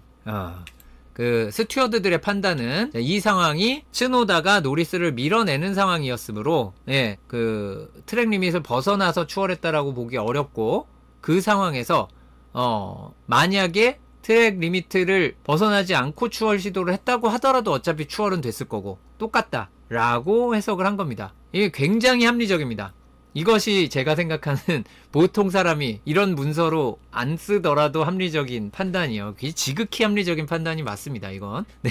그래서 정상이에요. 그래 노리스 안 줄만 하지. 그렇지. 자, 그런데 여기 이슈가 되는 것 중에 많은 그 자막에, 이게 또 자막 때문에 사람들에게 잘못 던져진 게 있어요. 자막에 잘못 던져진 게 뭐냐면은 그 츠노다가 여러 번 움직여서 페널티가 나온 것이다. 자, 여기 중요한 게 있습니다. 이것도 가이드라인입니다. 가이드라인이 길어요, 생각보다. 자, 무빙 온 더 스트레이트. 스트레이트입니다. 이건 그러니까 브레이킹 존에서의 움직임을 가지고는 뭐라고 하지 않습니다. 그런데 스트레이트죠. 스트레이트에서는 자, 여기 있습니다. 노트, in this context, moves. 여기서부터 보세요. intended, 뭘 의도하고, break the slipstream, breaking the toe. 토우를 깨기 위해, 슬립스트림을 깨기 위해 of a following car when the following car is a safe distance behind. 이거 중요합니다. 자, 이 부분을 규정에 적극 적용을 한 거예요. 뒤에 차가 안전한 거리에 있을 때, 예, 안전히 먼 거리죠. 안전하게 먼 거리에 있을 때 토를 깨기 위해서 움직이는 것은 이 무빙 온 더 스트레이트로 보지 않고, 그래서 이게 또 물론 그렇죠. 속도를 막 조절하면 안 돼요. relative speed and position on the track may be acceptable 해가지고 이거는 스트레이트에서 움직인 거를 안 본다는 겁니다. 토를 깨는 건 S자로 달려도 된다는 거예요. 그러면 츠노다가 토를 깨기 위해 움직인 거잖아요 라고 보면 페널티를 안 줄 수 있는데, 마지막 순간에 절대, 이것도 오해 없으시기 바랍니다. 이거는 진짜 오해하면 심했다. 제가 웬만하면 여러분의 의견을 존중하지만 이걸 오해하면은 좀 사람이 너무 편협한 거 아닌가라는 생각하는데, 일단 조금 아쉽다는 거예요. 아쉬운 게 뭐냐면 노리스가 마지막 순간에 츠노다가를 추월하려고 거의 다가가는 순간에 츠노다가 왼쪽으로 옮기는 순간에 추월 시도를 하거든요. 거기에서 츠노다가 더 왼쪽으로 가는 걸 선택해요. 그런데 오른쪽으로 공간이 아주 많기는 했어요. 그러면 6, 7번에서 못 넘더라도 9번 코너로 가는 라인을, 츠노다의 라인을 완전히 박살을 낼 수 있기 때문에 9번 코너 추월이 아주 손쉬워질 수 있는 여건이 있었는데, 일단 6, 7번에서 반드시 넘어가겠다라는 굳은 각오로 왼쪽으로 움직이니까 그럼 난 더 왼쪽 해가지고 안쪽에서 이걸 한 번 더 움직인 거예요. 그래서 츠노다 같은 경우에는 브레이킹 패널이 딱 나오는 상황에서 지금까지 내가 왼쪽으로 갔기 때문에 오른쪽으로 가면 투무브가 돼요. 나는 왼쪽으로 갔잖아요. 그러면 왼쪽으로 가는 움직임을 유지를 해야 되거든요. 근데 그것을 가다가 섰다가 꿈틀하고 갔느냐, 가다가 연속적으로 간 것이냐가 상당히 애매하게 갔습니다. 그래서 살짝 봐줄 여지가 있었습니다. 살짝 봐줄 여지가 있고, 그래서 이런 종류의 페널티가 잘 안 나온다고 말씀을 드렸던 거예요. 그런데 이거 냉정하게 따지면 잘못했다고 볼 수 있죠. 그러니까 츠노다가 팀 라디오에서 놀라는 게 이해도 되고, 이 페널티를 준 스튜어드들도 좀 봐줄 수 있지 않았을까 싶은데 어쨌든 이해는 됩니다. 이만큼 이 동네가 회색지대가 많다 이렇게 보시면 되고요. 모든 상황은 다르고 앞으로 비슷한 상황이 나온다고 하더라도 똑같진 않을 거예요. 근데 이게 문제가 뭐가 됐냐면 이런 걸 페널티를 줬잖아요. 심지어 같은 스튜어드의 같은 경기면 뒤에 비슷한 일이 나오면 페널티를 줘야 돼요, 말아야 돼요? 줘야 되죠. 그래서 무더기로 페널티가 나오는 사태가 발생한 겁니다, 후반에. 여러분 보셨을지 모르겠는데 이 경기에서 이 비슷하게 3건 정도 페널티가 더 나와요, 다른 팀에서. 똑같냐 하면 똑같지 않죠. 세상에 똑같은 일이 어디 있습니까? 다릅니다. 다 다른 일이고요. 그런데 보통은 안 줬을 만한 하나 정도는 줬을 것 같아. 하나는 줬을 것 같은데 그게 나와요. 그래서 페널티 받은 게 베어먼 받았죠, 스트롤 받았죠. 이 2명은 포인트권에 들어서 끝났는데 이거 페널티 받아서 밀려났습니다. 하나가 더 있는데 누구였냐? 하여튼 많이 받았습니다. 많이 받았다가 중요한 거지 뭐. 이렇게 대세에 지장 없어요. 컨스트럭터 챔피언십은 영향 안 받았습니다. 그럼 됐죠 뭐. 그렇습니다. 자, 그리고 또 하나, 억가. 제가 이거는 우리나라는 이거 안 올리신 것 같은데 해외에서는 그 얘기가 나와가지고 그놈의 그 도넛 끓이는 거 얘기 팀라디오 나왔었잖아요. 안 되는데 막 하고 막 얘기가 나왔던 것 때문에 누가 이걸 또 심지어 설명 영상이라고 막 만들어 틱톡인가 쇼츠에 올렸더라고요. 그것은 FIA가 노리스가 도넛을 그릴 경우 페널티를 줄 수 있으므로 위험하다고, 그래서 챔피언 타이틀 놓치는 상황을 피하기 위해 못하게 하려고 얘기를 한 것이다라는 말도 안 되는 소리를 영상을 만들어서 올리더라고요. 그래서 제가 가져왔습니다. 이 문서는 누가 그린 거냐? FIA가 그렸습니다. 저 위에 딱지 붙어있죠. FIA가 경기 끝나고 프로시저에 오른쪽에 뭘 그린 것 같으세요? 저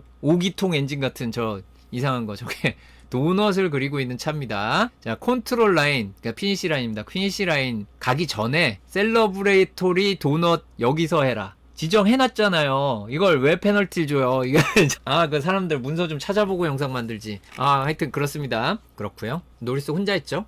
5기통 엔진 같아 보이는데. 네, 어쨌든 그렇습니다. 다음은 페라리입니다. 왜 빨랐는지 모르는 페라리. 솔직히 저도 레이스에서 왜 좋은지 살짝 이해가 안 돼서 의아해하면서 봤습니다. 이 경기 패스티 스트랩 찍었습니다. 피스탑 직후에 한번 속도를 쭉 내면서 찍었냐? 그것도 아니고 좀 달리다가. 그리고 해밀턴이 놀랍게도 16그리드 스타트의 맨 마지막에 그 필살의 방어를 하는 중위권 팀들, 저 팀들 난리 났었거든요. 컨스트럭터 챔피언십 순위 경쟁 때문에 중위권 팀들 목숨 걸고 했습니다. 그러다 보니까 페널티도 많이 나오고 한 건데 거기 막혀서 못 올라간 게 8등이에요. 그만큼 레이스에서 엄청나게 좋은 모습 보여줬고요.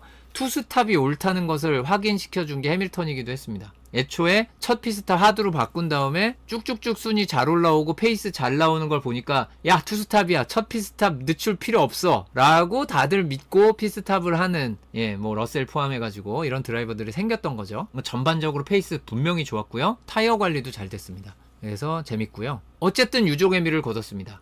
여러 번 말씀드리듯이 아부다비 그랑프리의 결과는 묘하게 다음 시즌 초반에 규정 변경 폭이 클 때도 영향을 줍니다. 그래서 최소한 첫 경기엔 영향을 줘서 첫 경기만 잘하고 미끄러지는 전 시즌 강팀들이 가끔 있어요. 그런데 어쨌든 유종임이 거두는 게 매우 중요한 경기였는데 거뒀다. 네, 라고 봐주시면 되겠고, 페이스 정말 좋았습니다, 이 경기는. 물론 페라리는 4등 8등하고 좋아할 팀이 아니죠. 다음 시즌에 어떻게 할지 보겠고, 전반적으로 레이스의 전략이라든지 투스탑이 좋을 만한 건 알겠어요. 근데 저 소프트 타이어도 14분 달려보고 바꿔야지, 이딴 생각 안 하고 그냥 지금이다, 트래픽에 시간 손해 보는 것 같아, 바로 들어와 바로 부르고 막 이런 느낌이 굉장히 좋았다는 거, 전략적으로도 아주 좋았습니다. 그래서 이렇게 보시면은 르클레이 페이스 굉장히 좋죠. 해밀턴이 페이스가 관리가 좀 안 되는 것 같은데요. 추월슈월 하고 있으니까요. 네, 이렇게 보시면 됩니다. 타이어 바꾸자마자 페이스 끌어올려서 앞에 차 쫓아가고 추월하고 해야 되니까 해밀턴이 관리가 안 되는 거예요. 반면에 샤를 르클레는 배틀을 안 하잖아요. 네, 하긴 했죠. 츠노다라든가. 네, 했지만 몇 명 안 하고 가니까 어느 정도 관리가 되는데 해밀턴은 입장이 다르죠. 그래서 비슷하게 관리가 잘 된 겁니다. 저 정도면. 특히 해밀턴 마지막 타이어 미디엄이에요. 하드 아니고. 관리 잘 되죠, 저 정도면. 자, 그리고 이렇게 보시면 두 드라이버의 랩타임 다들 그 동네에서 중간 이하 혹은 맨 아래쪽에 가깝게 선이 그어지는 전반적인 페이스를 보여줬습니다. 그리고 요것도 또 누구를 깎아내리지 않으면 안 되시는 분들이 워낙 많다 보니까, 물론 여러분들의 의견은 자유니까 깎아내리시든 말든 뭐 제가 어떻게 할 수 있는 건 아닙니다만, 그래도 하도 그런 영상들이 인기를 많이 끌다 보니까 얘네가 진짜 그런 마음인지 인기를 끌기 위해서 마음에 없는 걸 하는지 모르겠습니다만 그런 거 있습니다. 특히 페라리. 얼마 전에 아리바벤의 인터뷰 같은 거는 왜 영상이 안 나오나 모르겠어요. 야, 아리바벤의 아시나요? 우리 좋아하시는 분들도 있고 싫어하시는 분들도 있는데 제가 아주 좋아하는 타입의 팀 리더입니다. 굉장히 공격적이고 억압적이고 제가 굉장히 좋아하는 리더 타입. 이때 어쨌든 돌아가서 뭐가 있었냐면은 이번 경기도 끝나고 나서 이 특히 해밀턴과 리카르도 아다미를 중심으로 해서 꼭 한 명을 깎아내려야만 되는, 주로 해밀턴 팬이 많으니까 이제 레이스 엔지니어 깎아내려야만 되는 사람들, 이 온 우주가 해밀턴을 중심으로 도는, 물론 팬심이면 그럴 수 있기는 한데 세상은 그렇게 안 돌잖아요. 한쪽을 중심으로 안 돌고 서로 맞춰서 돌아야 됩니다. 맞춰서 돌아야 되는데 왜 칠챔에게 이렇게 못 맞춰주냐 하면서 이제 뭔가 엇박자 날 때마다 열심히, 이번에도 엇박자가 있었는데 그게 정말 있어서는 안 될 수준인가는 잘 모르겠어요. 그리고 만약에 그게 안 맞으면 그게 다 엔지니어 때문인가? 보통은 팀을 옮겨온 드라이버라면 드라이버가 맞추는 게 정상 아닌가라는 생각을 정말 많이 하거든요. 예. 그런데 그렇다고 해밀턴이 그걸 못 맞췄으니까 잘못한 거다라는 생각도 안 합니다. 그럴 만한 이유가 있죠. 자기가 여태까지 얻은 성과가 있고 그걸 통해 얻은 노하우가 있는데 그걸 전달하고 싶죠. 그게 옳든 그르든. 네. 근데 그걸 꼭 한쪽을 잘못해서 그렇다. 이게 누가 조직을 옮겼는데 뭔가 잘 안 맞아떨어지면 그게 옮겨간 사람 책임이에요? 아니면 원래 있던 사람들 책임이에요? 해가지고 따지고 있는 게 문제인 거죠. 그건 따지고 있는 게 문제입니다. 이건 네. 이직을 하면 문제가 안 생기겠습니까? 예, 보통 그게 아리바베네가 한 얘기가 뭐냐면요, 그 베텔 때 얘기를 한 거예요. 이번 해밀턴과 페라리와의 여러 가지 이야기에 대해서 얘기를 하면서 베텔이 와가지고 오자마자 1년 내내 편지와 메모를 엔지니어들과 팀에게 계속 보냈다는 거예요. 이걸 이렇게 바꿔야 챔피언이 될 수 있고 이걸 이렇게 하는 것이 맞고 배틀을 열심히 해서 보냈다. 그거에 대해서 아리바베네가 엔지니어들과 팀과 이제 계속 이제 이걸 굴리는 과정에서 처음부터 끝까지 다 헛소리였다. 그 베텔의 얘기가. 그렇다 그래서 베텔이 잘못했고 이제 뭐 베텔을 쫓아내야 되고 뭐 이런 얘기를 한 게 아니에요. 근데 그런 얘기를 한 내용들이 현실성이 거의 없는 얘기들이 많다라는 거죠. 당연히 못 듣죠. 그래서 성적이 뚝 떨어졌냐면 아니죠. 굉장히 잘 됐죠. 2015 시즌에. 굉장히 잘 됐습니다. 베텔이 오자마자 베텔이 이거저거 열심히 노력을 해서 그 말을 모두 무시해가지고 정말 잘 됐어요. 자, 그러면 무시해서 잘 된 거냐? 아닙니다. 삑 틀렸죠. 그 말을 들어줘서 잘 됐냐? 삑 틀렸죠. 그냥 무관한 겁니다. 이거는 무관한 거예요. 의견 낼 수 있고요. 그 의견이 100가지를 냈는데 한 가지가 오르면 들을 수도 있는 거고. 의견이죠. 의견 말 그대로. 근데 이게 다른 팀은 안 그럴 거라는 생각을 하는 것도 좀 이상하고, 물론 페라리가 좀 더 안 들을 것 같긴 해요. 그런데 이 페라리라는 팀이 성적이 잘 안 나오는 이유는 30년 전에도 그 얘기를 했고 50년 전에도 그 얘기를 했어요. 뭐냐 하면 워낙 팬이 많아요. 팬이 열정적이야. 그러니까 이런 얘기가 많이 나오잖아요. 근데 여기 회사잖아요. 결국은 그 얘기를 들을 수밖에 없어요. 누군가는. 그래서 누군가 잘립니다. 주로 엔지니어가 잘리죠. 그래서 좋은 엔지니어가 경쟁팀에 가서 경쟁팀의 경쟁력이 올라가고 페라리가 조직이 무너져요. 이거를 50년 동안 반복을 했어요. 이게 알론소 왔을 때도 했고요. 알론소 있을 때도 했고, 슈마허 때는 왜 잘 된 것 같냐? 왜 잘 됐는지 아세요? 슈마허 때? 슈마허는 다 갈아엎으면서 드라이버도 새로 들어왔어요. 다 내보내고 싹 들어온 이걸 다 신이요. 다 새로 만든 거예요. 그래서 슈마허 때 잘 된 거죠. 자, 그 방법밖에 없습니다. 그래서 알론소 때 2010년에 챔피언십을 놓치고 그때 잘하는 사람들 다 내보냈잖아요.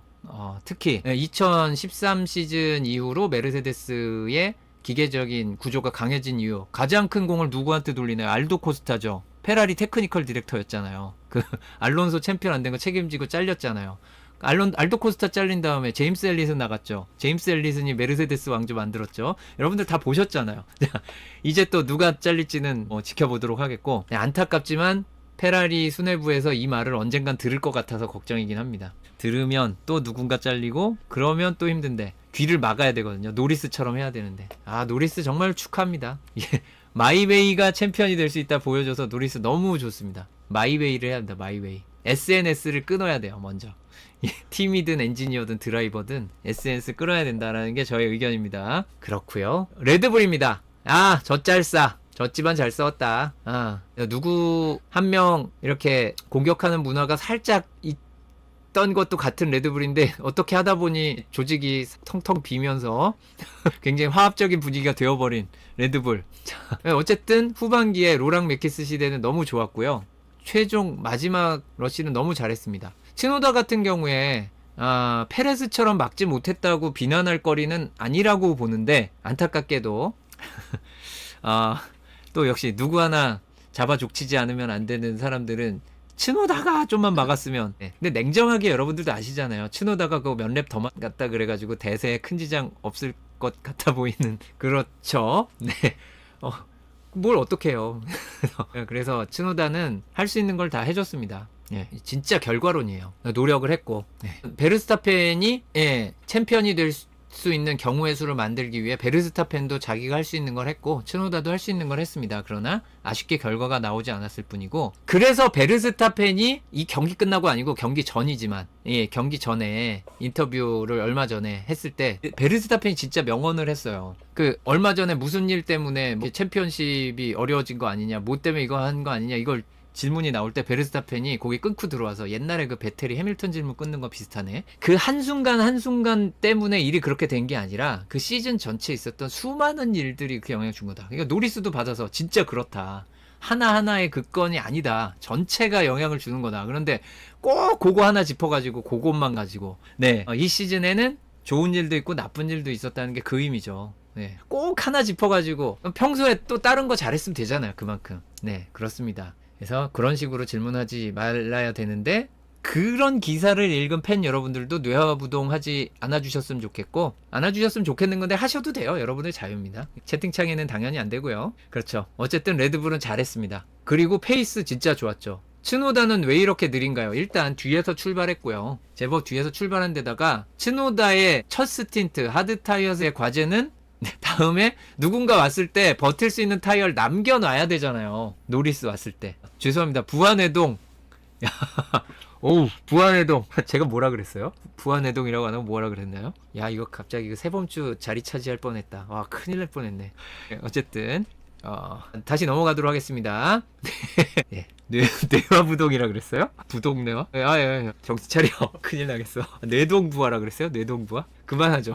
사고 치겠다. 베르스타펜, 츠노다 모두 페이스가 좋았고, 츠노다는 타이어를 아껴둘 필요가 있었다. 잘 아꼈다. 츠노다는 솔직히 이 경기 자기 성적 보고 한 경기 아니잖아요. 이렇게 팀플레이를 했는데 어떻게 욕을 해. 잘했습니다. 베르스타펜 페이스 정말 좋았고요. 자기가 할 수 있는 최선을 다했는데, 뭐 그냥 하늘이 돕지 않은 것 뿐이고, 이번 시즌 어딘가에서 벌 수 있는 게 있었겠죠. 츠노다에게 5초 페널티가 나온 것이 나오고 있는데요. 자, 여기도 나오지만 제목만 보면 팩트. 카22가 made more than one change of direction to defend his position인데, 이건 설명을 보죠. 자, 설명에 뭐라고 나왔는지 보자고요. 저 제목만 보는 게 너무 불합리해 이게. 일단 노리스가 츠노다에게 오버테이킹 무브를 시도하는데, 츠노다가 넘버 오브 체인지를 해서 디렉션에 여러 번 움직여서 위치 얼티미틀리 리절티드 결과적으로 만들었는데, 노리스가 해빙 투 고 오프 트랙을 벗어나도록 해서 사고를 피하기 위해 트랙을 벗어나도록 만들었다. 이렇게 함으로써 카22 츠노다는 노리스를 트랙 밖으로 밀어냈다. 설명입니다. 여기에 제목을 붙여보시오. 영어 시험이 나왔어요. 이게 드라이버를 트랙 밖으로 내보내서 페널티 아니에요? 나는 이상한데? 이게 왜 지금 이 문장을 듣고, 이게 결론의 전부예요. 이 문장을 듣고 제목이 자, made more than one change of direction to defend its position이에요. 제목 이상하죠? 그래서 중계화면에 이걸 가지고 여러 번 움직였다고 페널티 나왔다 그러니까 다들 그건 좀 왜냐하면 여러 번 움직인 게 마지막에 브레이킹 때 한 번 더 왼쪽으로 움직인 거를 문제 삼은 게 맞는데, 그 전에 토를 깨기 위해 움직인 그게 이제 여기 설명에도 나오는 여러 번 움직인 거잖아요. 그거는 문제가 없거든요. 그래서 제목 때문에 오해가 더 커졌다. 그렇습니다. 그래서 국어 공부를 잘해야 된다. 영어권 애들도. 걔네 국어죠. 제목이 좀 거시기했습니다. 중계화면 만드는 애들은 저 제목만 보고 올렸을 거 아니에요. 참 거시기하네. 라고 합니다. 자, 그래서 베르스타펜과 츠노다의 페이스는 이러했고요. 제가 저런 제목 잘못 뽑는 거에 불만이 좀 많기 때문에 개인적인 취향으로 저 부분을 언급을 했습니다. 제목은 이상했다. 뭐 판결이 어떻건 그 둘째치고 제목이 좀 이상했다. 그거고요. 굳이 말하면 뭐 여러 번 움직인 것도 맞죠. 그게 이거를 트랙을 벗어나게 만들었다니까. 어쨌든 자, 러셀은 굉장히 이른 시점에 타이어 교체한 다음에 어떻게 했나요? 원스탑이죠. 아까 레드불은 원스탑이 거의 정해진 거잖아요. 맥라렌은 노리스는 투스탑을 해야만 되는 상황이었고 피아스트리도 어찌어찌 하다 보니 원스탑을 할 수밖에 없는 상황이었는데 선택지가 있는 곳에서 레드불은 페라리는 둘 다 투스탑을 시켰고요. 메르세데스는 둘 다 원스탑을 했습니다. 그래서 얻은 결과는 첫 피스탑을 하기 전, 물론 이제 다른 드라이버들의 피스탑을 하기 전까지 생각을 해야 되니까 이 러셀의 피스탑전 순위는 5위로 보는 게 맞습니다. 피아스트리는 죄송합니다. 안토넬리는 오늘 왜 이러냐? 안토넬리 15위로 봐야죠. 그래서 안토넬리 최종 순위 뭐예요? 15위. 이러면 우린 이건 전략적으로 뭔가 한 게 없다. 내지는 잘못됐다. 라고 볼 수 있는 부분입니다.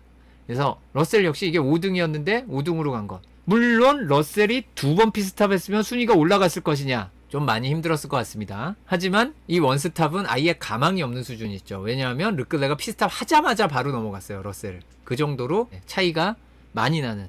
원스탑이 그렇게 좋진 않았는데 원스탑이 아닌 것 같아 라고 생각할 때쯤은 이미 늦었죠. 이게 참 어려운 부분입니다. 전략적으로 하드의 데이터가 부족하니까 그렇게 생각했을 수 있는데 원스탑 별로인 것 같아 라고 생각했을 땐 뭐 이미 답이 없고요. 러셀은 레이스 중간쯤 됐을 때 이미 사실상 5위가 정해져 있는 상태였어요. 세이프티카 안 나오면 그냥 5위 끝 정해진 상태였고 안토넬리는 그 중간쯤에 투스탑으로 바꾼다고 이득을 얻을 수 있는 그런 상황이 아니고 이미 놓쳤죠. 그 시점을. 그래서 아쉽게도 원스탑으로 딱히 이득을 얻지 못했다. 손해는 아니더라도 최소한 이득은 얻지 못했다는 걸 알 수 있습니다. 어쩔 수 있었던 건 아니에요. 결과적으로 그런 거고요. 이 러셀의 페이스를 보면 굉장히 안정적인데 별로 안 빠른 거죠. 이 러셀의 그래프가 상당히 높은 라인에 올라가 있어요. 지금 89초를 넘어가는 1분 29초를 넘어가는 라인에 가 있죠. 지금 여기 맥라렌 드라이버들이 1분 27초 5가 안 되는 라인에 걸려 있고요. 심지어 페라리도 1분 27초 5에 걸려요. 근데 저게 29초가 넘어가는 데 걸려 있으면 정말 힘들죠. 따라가려면 1.5초를 랩당 따라가요 라고 얘기하는 그 1.5초보다 큰 차이가 최상위권과 나고 있었던 겁니다. 그래서 메르세데스는 결과적으로 후반에는 딱히 가망이 없었다 라는 것이 되겠습니다. 자, 에스턴 마틴은 이 경기 굉장히 중요했습니다. 에스턴 마틴은 이 경기 시작할 때 우리의 마인드가 모두 이 노리스, 베르스타펜, 피아스트리의 드라이버 전식 경쟁에 몰려 있지만 각 팀들은 나름의 목표가 있었고요. 에스턴 마틴의 목표는 레이싱 불스를 잡는 겁니다. 와우. 네. 이걸 목표로 하고 있었어요. 팀의 목표가 레이싱 불스를 잡으려면 엄청나게 많은 포인트를 땄었어야 됩니다. 제 기억이 맞으면 11포인트, 12포인트, 13인가? 13포인트였을 거예요. 13인가 11인가. 그래서 굉장히 많은 포인트가 필요해요. 근데 알론소는 일단 스타팅 그리드가 좋아. 스트롤이 뒤에서 출발한단 말이에요. 여기에서 뭔가를 기대하기 쉽지 않은 위치까지 가 있어요. 그래서 스트롤의 분전이 필요합니다. 그런데 에스턴 마틴은 원스탑으로 이걸 어느 정도 해냅니다. 일단 알론소가 앞에 5명은 냉정하게 얘기해서 따라가서 쫓아가서 추월한다는 것까지 생각하기 어렵죠. 하지만 스트롤에겐 가능성이 있습니다. 이걸 에스턴 마틴이 전략적으로 얼마나 잘 선택했냐면 하드로 최대한 버텨! 그래서 최대한 버팁니다. 2021 시즌에도 종종 나왔지만 이 스트롤이 데뷔 초기와 중기까지 커리어의 초중기, 지금 끝나는 건 아니지만 왜 끝나는 것처럼 말하냐. 자, 초중기까지 이 하드 타이어 버티기에 거의 최고 수준의 드라이빙을 보여주는 드라이버였어요. 잘 버텼습니다. 그리고 마지막 미디엄으로 추월쇼를 하죠. 오른쪽 아래 보이시나요? 그 그래프에 17위에서 출발해가지고 레이스 끝날 때 9위, 페널티 받아서 10위. 이거를 이게 좀 더 올라와가지고 예를 들어서 8위를 했어요. 어마어마한 사건이 벌어지는 거죠. 그러면 12포인트를 따라가게 되고, 그러면 1포인트. 자, 거기서 하나를 더 올라가면 6, 7위로 끝나게 되면 레이싱 불스 잡고 갈 뻔했습니다. 야, 이걸 하네. 그래서 스트롤이 경기 내내 기분이 좋았죠. 경기 끝나고도 페널티 받아도 뭐 어차피, 왜냐면 저 페널티로 잃은 1포인트가 대세에 영향이 없어서 그래요. 어차피 포인트 피니시고 뭐 9위나 10위나 하는 게 스트롤 입장이고, 그러나 이 경기에서 많은 추월쇼를 해서 너무너무 재밌었다. 올 시즌 경기 중에 제일 재밌었다라는 랜스 스트롤의 인터뷰 있었고요. 이미 표정이 폈어. 제가 얘 의욕 없어 보인다는 얘기 많이 했잖아요. 의욕을 찾았어요. 이거는 매우 의미가 크죠. 뉴이차 타기 전에 의욕을 찾았어. 이거 매우 중요합니다. 뉴이차를 탔는데 또 그 짓거리 하고 있으면 어떡해요. 얘는 의욕만 찾으면 좀 탈 수도 있을 것 같은데 신났어요. 그래, 보니까 할 수 있네. 차만 받쳐주면 추월쇼 되네. 에스턴 마틴 지금 좋은 차도 아닌데 현재는. 내년이 좀 기대가 됩니다. 화이팅 하시고요. 자, 그리고 에스턴 마틴이 꼭 잘할 거라는 게 아니라 가능성 중에 하나인데요. 혼다 파워 유닛이 여러분들이 최근에 오셨으면 아마 모르시겠지만 굉장히 안 좋은 파워 유닛의 대명사였습니다. 한동안. 꼭 GP2 엔진이 아니더라도 처음에 이제 그 토로로소가 먼저 사용을 하고 1년 써보고 이제 레드불도 르노 버리고 넘어왔잖아요. 그때도 안 좋았어요, 사실. 근데 그 전에 GP2 엔진 소리 듣던 시대의 문제와 초창기 레드불과 손잡았을 때의 문제가 다 어디 있었냐면 MGU-H에 있었습니다. 혼다가 안 해본, 혼다 원래 엔진 잘 만들잖아요. 엔진으로 유명했는데 1960년대에도 엔진빨 정말 엔진빨이 7할이었죠, 솔직히. 그 다음에 윌리엄스와 맥라렌에 공급해가지고 80년대 90년대 잘할 때도 역시 엔진 터보 때도 잘하고 애연기 때도 잘하고 자연흡기도 잘해, 터보도 잘해. 그런데 MGU-H는 뭔 개벽다구 같은. 그런데 그 MGU-H가 계속 발목을 잡았거든요. 그걸 어느 정도는 해소를 하기 시작한 게 2020 시즌 정도예요. 그래서 2021 시즌에 챔피언 경쟁을 시작을 한 겁니다, 드라이버. 근데 MC 내년에 없잖아요. 그래서 혼다 좀 하지 않을까라고 기대하는 부분이 거기 있습니다. 니들의 왼수는 너구리가 해치워줬어요. 자, 다음은 알아서들 하시고요. 예, 폼포코 너구리 전쟁은 아닌데. 에스턴 마틴의 페이스. 저 실선이 스트롤인데요. 중간에 한번 시간 손해를 본 부분이 있기는 하지만 필스탑을 마치고 나온 알론소의 하드와 중간 부분 타이어 교체하지 않고 스타트 타이어를 쓰고 있던 상태의 스트롤의 페이스. 물론 여기 약간의 기차가 있습니다. 감안을 해야 되지만 어쨌든 스트롤이 관리를 잘하고 있다. 스트롤이 돌아왔다. 저 하드 버티기의 귀신 스트롤이 돌아왔다. 하고요. 마지막에 분노의 추월쇼를 할 때 18번 저 4랩 아닌데 저거 랩수 잘못 썼습니다. 죄송합니다. 아이고야, 이제 보니 저 랩수가 다 틀렸구나. 빨리 넘어가야겠지만 어쨌든 스트롤 빨랐다. 알피는 이번에 투스탑이라는 비교적 빠른 전략을 사용했지만 순위를 끌어올리지 못하고 2명 다 100마커로 끝났습니다. 알핀 드라이버들도 스타트 때는 뭔가 해보려고 했지만 약간의 접촉이 있었고요. 사고라고 얘기하기까진 뭐하지만 가슬리 접촉이 있었고 결과적으로 르노 파워 유닛과 잘 작별을 했습니다. 안녕히 가시고요. 일단 느려요. 여기서는 안 느껴지죠. 제가 유일하게 이 그래프에서 이 도형 바깥쪽까지 그림이 올라갑니다. 여기에서 이미 느낌이 오실 거예요. 그게 압도적으로 느린 콜라피토고요. 투스탑을 했기 때문에 이 그래프가 많이 내려와야 되는데 별로 안 내려와 있고요. 원스탑에서 느린 친구들보다 조금 빠른 정도? 심지어 가슬리도 콜라피토보다 많이 빠르지 않았어요. 이만큼 느렸습니다. 내년 알핀 메르세데스의 성적을 기대하겠습니다. 하스, 여기도 챔피언십 경쟁하고 있었죠. 에스턴 마틴이 노포인트로 끝난다면, 물론 알론소가 잘해주고 있지만 알론소가 은근히 또 자주는 아니고 가끔 뭔가 이제 사고에 연루될 때도 있고, 그래서 뭐 차에 이상도 생기고 에스턴 마틴 이상 자주 생기니까 하면서 우린 최선을 다해 순위를 끌어올려야 해 하면서 8그리드 스타트의 오콘과 11그리드 스타트의 베어먼이 최선을 다합니다.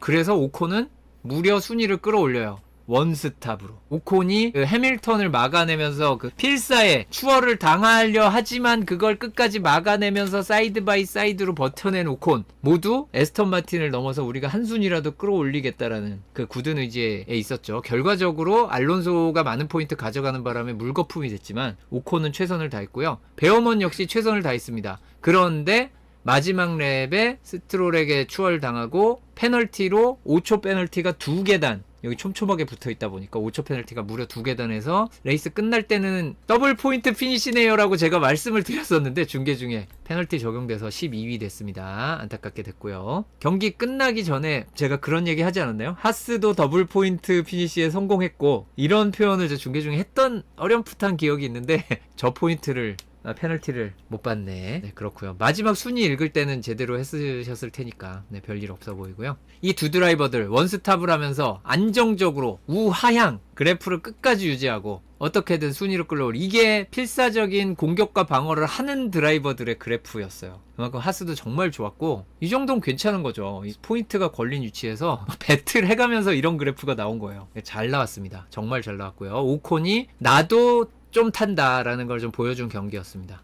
두 드라이버 랩타임 비슷하고 많이 높은 데 있는 것은 역시 원스탑 했기 때문이고요. 베어먼에게 페널티 나온 부분. 저의 소신 발언 잠깐 하자면, 스트롤은 그 9번 코너 가기 전에 이쪽 저쪽 방향을 바꿀 때 사인스하고 거의 닿을 듯한 위치에서 방향을 바꾼 것 때문에 페널티를 주는 게 맞는 것 같아요. 근데 베어먼은 조금 뭐랄까, 아이들의 훈육은 좀 엄하게 해야 된다라는 마인드가 가미된 건지 조금 과한 페널티인 것 같긴 합니다만, 어쨌든 5초 페널티와 1 페널티 포인트 조금 주려고 노력했어요. 하지만 줬어요. 그리고 1 페널티 포인트가 원래는 별 문제가 안 돼야 되는데 이 친구한테는 문제가 있어요. 왜? 누적 페널티 포인트가 벌써 10포인트입니다. 이거 어떡하냐? 얘 이거 다 털어버리려면 좀 걸리거든요? 10포인트. 자, 이러면, 여러 번 말씀드렸듯이, 페널티 포인트 2포인트는 정말 잘 나옵니다. 정말 잘 나와요. 그렇다고 베어먼이 사고를 안 내는 친구냐 하면, 냈으니까 10포인트를 받았겠죠, 여태. 아시잖아요. 이게 뭐 사고 안 내는 선수는 이렇게 나올 수가 없어요. 10포인트. 이게 경감 요인이 없는 사고는, 2포인트가 나옵니다. 그렇습니다. 다음은 레이싱 불스입니다. 제발 사고 치지 말아라 베어머나 라고 얘기를 하고 있고요. 레이싱 불스도 원스탑으로 가봤는데요. 원스탑으로 갔다가 완전 손해본 팀 레이싱 불스. 여기는 이상하게 9그리드 13그리드 출발, 심지어 첫내 미우 순위가 8위와 11위. 여러분 더블 포인트 피니시를 노려야 되지 않나요? 여러분이 팀 수석이고 여러분이 팀 전략가이면 더블 포인트 노려야죠. 로스는 어떻게든 끌어올리고 아이작 하즈 어떻게든 자리 지켜서. 그런데 이거의 원인은 여기를 보셔야 됩니다. 일단 원스탑도 원스탑인데 페이스가 너무 안 좋아. 너무 안 좋아요. 일단 앞부분에 미디엄 타이어가 관리가 안 됩니다. 하늘을 찌르고 올라가죠. 이 미디엄 타이어 처음 사용할 때의 그 그래프의 위치가 마치 알핀을 연상시키는, 알핀보다 조금 빨라요. 첫 스틴트가. 그래서 부랴부랴 피스탑 타이밍을 당긴 거죠. 야, 타이어 관리 안 된다. 급해. 그런데 하드 타이어도 느려. 심지어 아이작 하자의 평균 랩 타임이 1분 30초가 넘어갑니다. 이러면 어떡해요? 이거는 큰일 나죠. 자, 그랬고요. 그럼 윌리엄스는 어땠느냐? 윌리엄스는 늘 그렇듯이 이거 저거 다 해봅니다. 알보는 투스탑을 해보고 사인스는 원스탑을 해봤지만 어떻게 해도 답이 없었다. 이번 경기는 아닌가벼. 일단 스타트에서 알본이 올라온 건 소프트니까 그렇다 치고 사인스가 미디엄으로 두 개 다 밀린 게 좀 가슴이 아팠고요. 그리고 전반적인 페이스도 레이싱 불스보단 좋은데 별로예요. 이래가지고 순위 끌어올리기가 힘들죠. 심지어 투스탑을 한 알본이 그냥 전향이면 피스탑 시간 손해를 커버할 수가 없죠. 여기 보시면 저 알본이 두 번째 피스탑을 하고 미디엄 페이스가 거의 1분 29초. 원스탑 하고 아주 빨랐던 차들보다 느린 수준이죠. 그렇기 때문에 상당히 힘든 레이스가 될 수밖에 없었다. 자우버입니다. 놀랍게도 7그리드 스타트의 보톨레토가 아닌 18그리드 스타트의 후켄버그가 포인트 피시를 했습니다. 와, 여기서는 윌리엄스와 똑같은 비교적 보수적인 위치에 있는 보톨레토 원스탑을 해보고 공격적이어야 하는 후켄버그는 투스탑으로 갔습니다. 해밀턴과 비슷하게 간 거죠. 그래서 해밀턴 뒤를 따라가요. 이거 어디서 많이 봤는데? 해밀턴이 후켄버그 뒤따라가는 경기가 있었는데. 자, 어쨌든 그렇고요. 후켄버그는 그래서 마지막에 스트롤과 베어먼이 동시 페널티를 받으면서 원래 끝날 때는 11위였는데 포인트 피니시 됐고요. 보톨레토는 보시면 아시겠지만 중간 하드 타이어의 페이스가 후켄버그와 비슷해요. 그런데 이걸 피스탑을 안 했단 말이에요. 여기 느낌이 하나 오시지 않나요? 자, 이제 이건 결과론이지만 이 시점에 보톨레토가 여기서 피스탑을, 이게 내려가기 전에 여기서 피스탑을 했다면 그러면 오콘보다 상태가 좋은 걸로 순위가 좀 내려가겠지만 이 후켄버그보다 더 내려가진 않겠죠. 교체를 했다면 뭐 없었을까? 이런 생각이 안 들 수가 없죠, 이거. 그래서 후켄버그 기살려준 건 좋은데 결과적으로 보톨레토는 망한 전략이 돼버렸습니다. 그렇죠. 보톨레토가 답이 없어지는 상황이 돼버렸어요. 그래서 후켄버그 10,000포인트를 가져갔고, 그러니까 보톨레토가 저 타이어 교체를 하지 않고 두 번째 타이어로 썼던 하드 타이어 저거를 계속 썼는데 그 중간까지 페이스가 나쁘지 않았단 말이에요. 그런데 교체를 안 해줘서 약간의 전략 미스라고도 할 수 있지만 결과론이긴 합니다. 결과론이죠. 이제 전체 레이스 랩타임과 이것을 이런 실선으로 그려보면 이런 그래프가 나옵니다. 그리고 굉장히 중요한 베르스타펜, 피아스트리, 노리스, 르클레 1, 2, 3, 4위에 있는 드라이버들의 그래프를 보면 피아스트리가 어쩔 수 없이 하드로 오래 끌고 가는 동안 시간 손해를 얼마나 많이 받는지가 나오죠. 아래쪽과 그 면적을 계산해 보시면 그게 시간 손해 본 부분이 되는데요. 바꿔서 말하면 샤를 르클레가 빠를 때 얼마나 빨랐는가. 상당 부분 가장 빨랐죠. 한 번 가장 빠른 게 아니고요. 여러 군데 나와요. 가장 빠른 타이밍이. 우선 언제 나왔냐. 재밌게도 노리스와 똑같이 피스탑을 하고 나왔는데 르클레가 더 빠르죠. 여기. 그리고 이제 츠노다 넘어가기. 츠노다를 넘어가는데 노리스는 안타깝게도 전혀 시간 손해를 보지 않고 넘어갔습니다. 노리스는.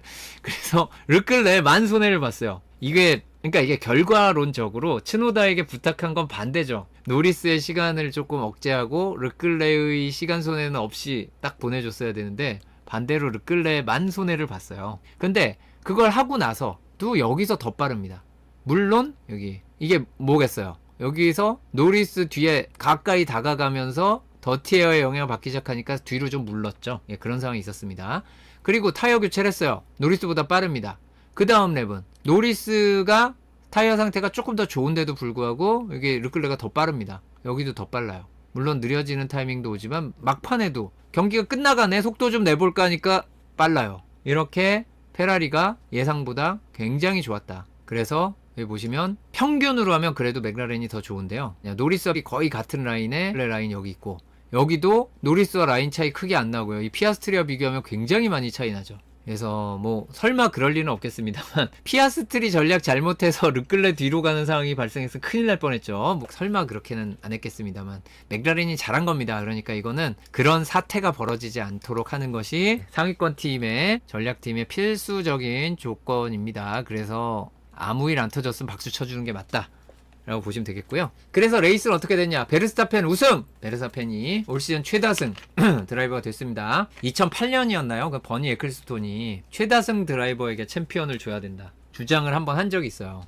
그때 해밀턴이 챔피언 되고 마사가 챔피언이 못 된 것에 대해서 그때 사람들은 버니 에클스톤이 마사 편을 들어주고 해밀턴을 차별한다라고 이야기했죠. 그런데 마사는 당시 버니 에클스톤 등이 크래시 게이트를 알고도 무마해서 해밀턴이 챔피언이 되도록 했다라며 소송을 걸었죠. 재밌지 않으십니까?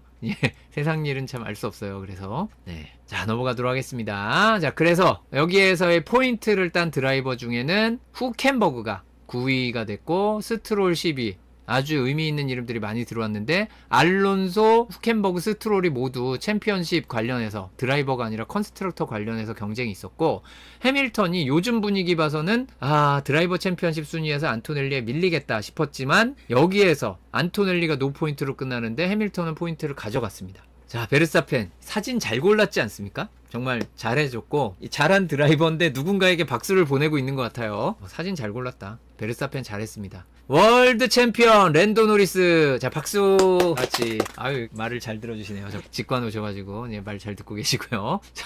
자 이것은 FIA의 이미지입니다.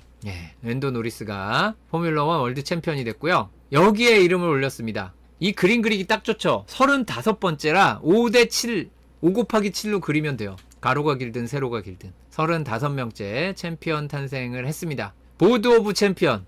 챔피언십 횟수대로 동률이라면 먼저 기록한 사람을 위로 해가지고 랜도 노리스가 맨 아래에 이름을 올렸습니다. 여기는 두 줄로 해놓으면 홀수라 한 자리 비죠. 자 이것은 F2 이미지입니다. F2는 왜 나오나요? F2를 졸업하고 F1 챔피언이 된 최초의 드라이버가 됐습니다. 다른 드라이버는요, 베르스타펜 같은 경우에는 유러피언 F3까지 하고 올라왔고요.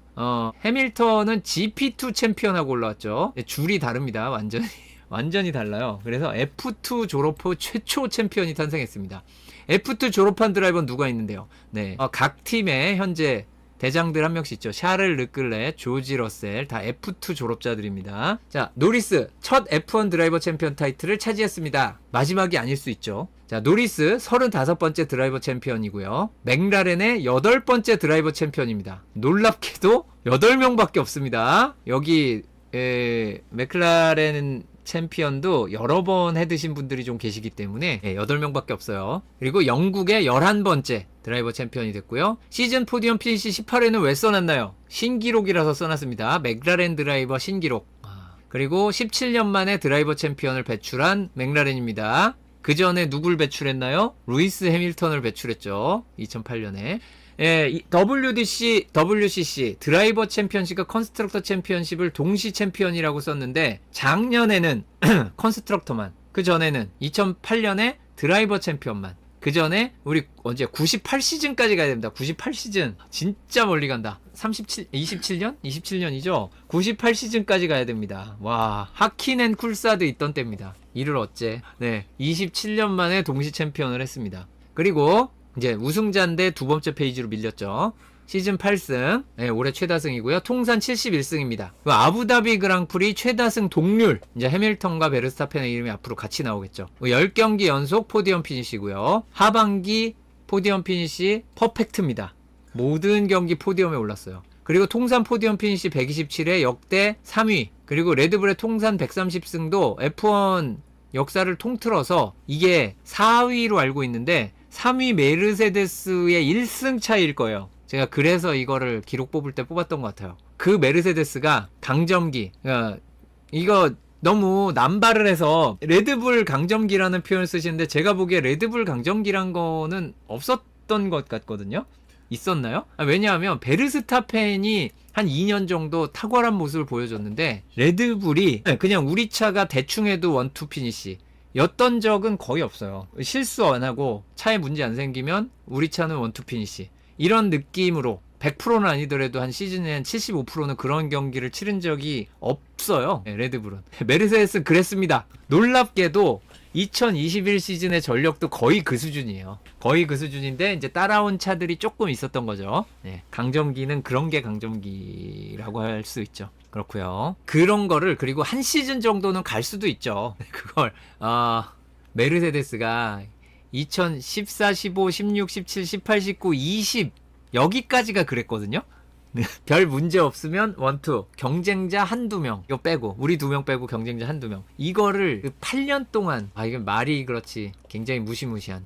그래서 레드불은 이제 매우 강했다. 강점까지는 모르겠다 라고 생각을 합니다. 그리고 이번에 마지막이었던 거 언급을 안 할 수 없는 게 피터 자우버라는 이름이 이제 F1을 떠나게 됐습니다. 이 사진은 너무 잘 찍었다 진짜. 네, 너무 감사드리고요. 그리고 DRS도 마지막이죠. 이게 뭔 마지막이냐? 이게 DRS 마지막이란 겁니다. 위에 젠슨 버튼 아저씨는 왜 나왔나요? 2011 시즌 DRS가 도입되고 가장 먼저 DRS 버튼을 누른 드라이버 젠슨 버튼. 2025 시즌 마지막으로 DRS 버튼을 누른 드라이버 안토넬리.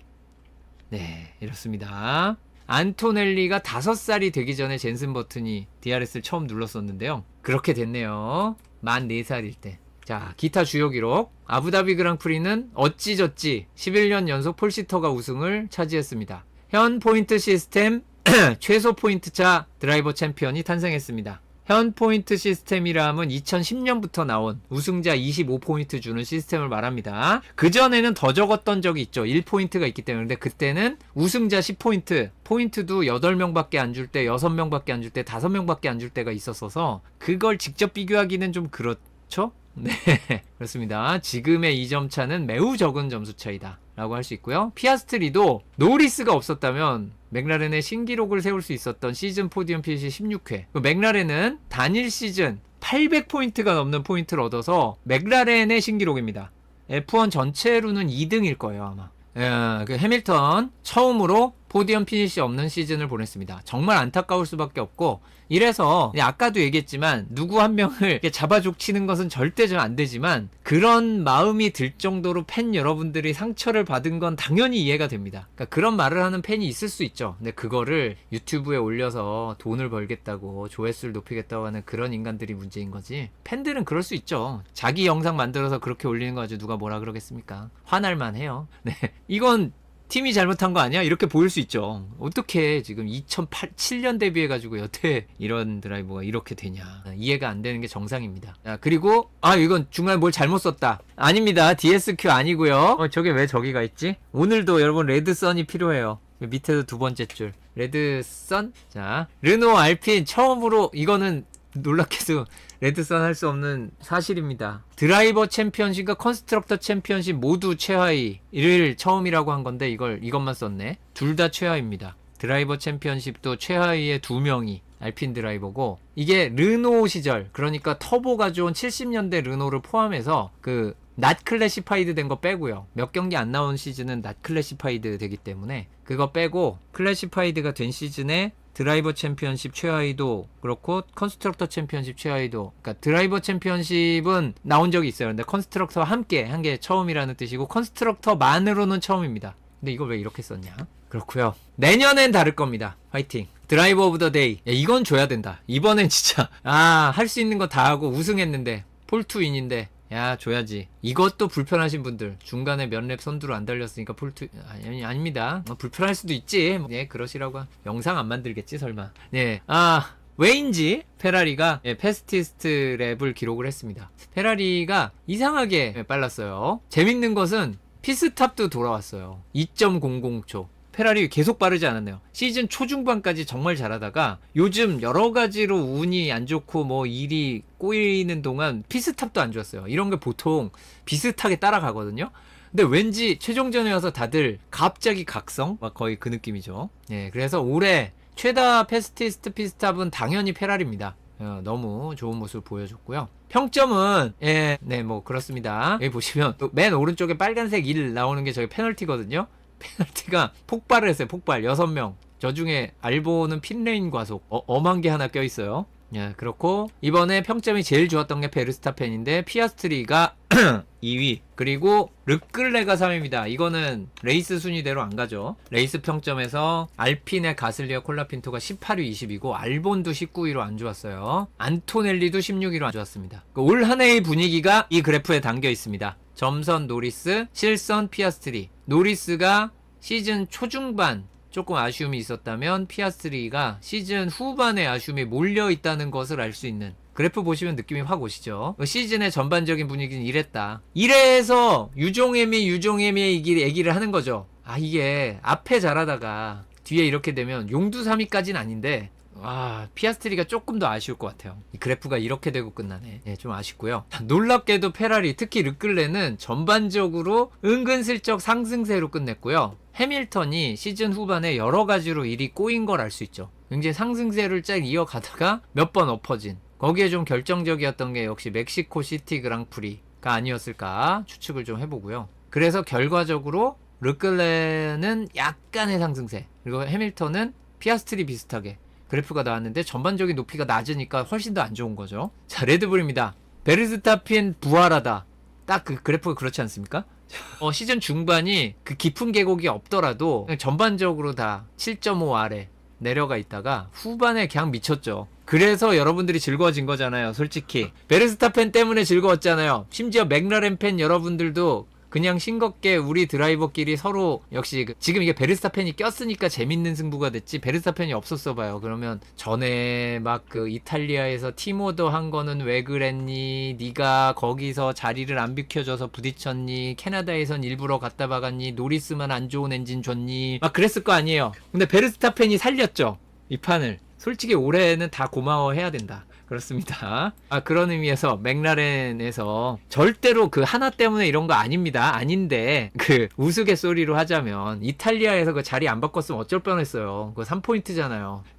그쵸? 지금 안토넬리가 문제가 아니에요. 지금 이탈리아 3포인트 그거 피스탑 잘못해가지고. 그렇습니다. 절대 그거 하나 때문에 된 거 아닙니다. 자, 시즌 전체의 결과예요. 그냥. 다음은 메르세데스인데요. 러셀의 그래프. 저기 중간에 모나코. 러셀이 올해 전 경기 완주를 했는데 모든 랩을 달리지는 않았습니다. 모든 랩을 달리지 못한 이유가 모나코에서 뒤에서 출발하는 바람에 러셀이 잘못했나요? 아니죠. 차에 문제가 생겼잖아요. 터널에 섰잖아요. 그래서 뒤에서 출발했는데 윌리엄스에서 그 짓 했잖아요. 그래서 두 랩 백마커 됐잖아요. 그 두 랩을 못 채워서 올해 모든 랩을 못 달렸어요. 러셀이.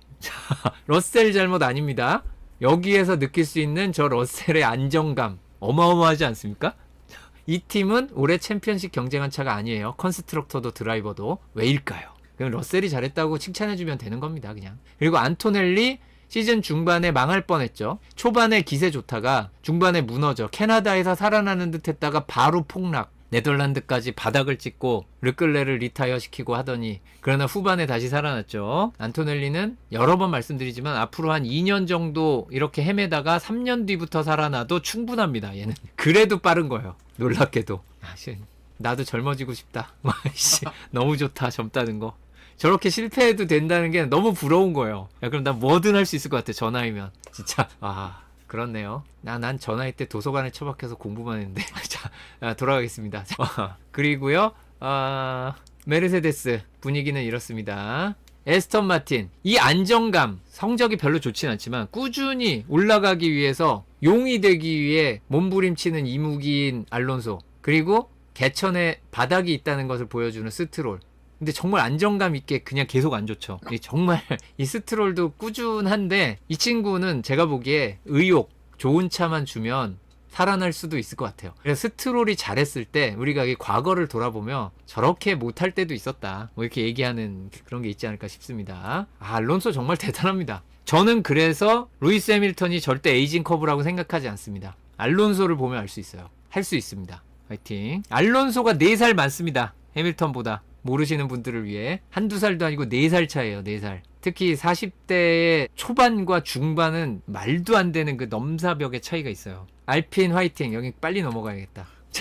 못 보셨죠? 저기 사라질 엔진이랑 메르세데스 엔진과 함께 화려하게 부활할 겁니다. 내년에. 자, 하스고요. 하스는 특히 베어먼이 이 점선이 후반에 살아나는 거 보세요. 오콘은 그냥 비슷비슷했어요. 전반에는 제가 시즌 초반에 많이 얘기했던 지그재그. 한 경기 그냥 잘해. 다음 경기 망쳐. 한 경기 잘해. 다음 경기 망쳐. 한 경기 잘해. 망쳐를 하다가 중간에 이게 평탄화되면서 무색무취로 사라져버렸죠. 오콘이.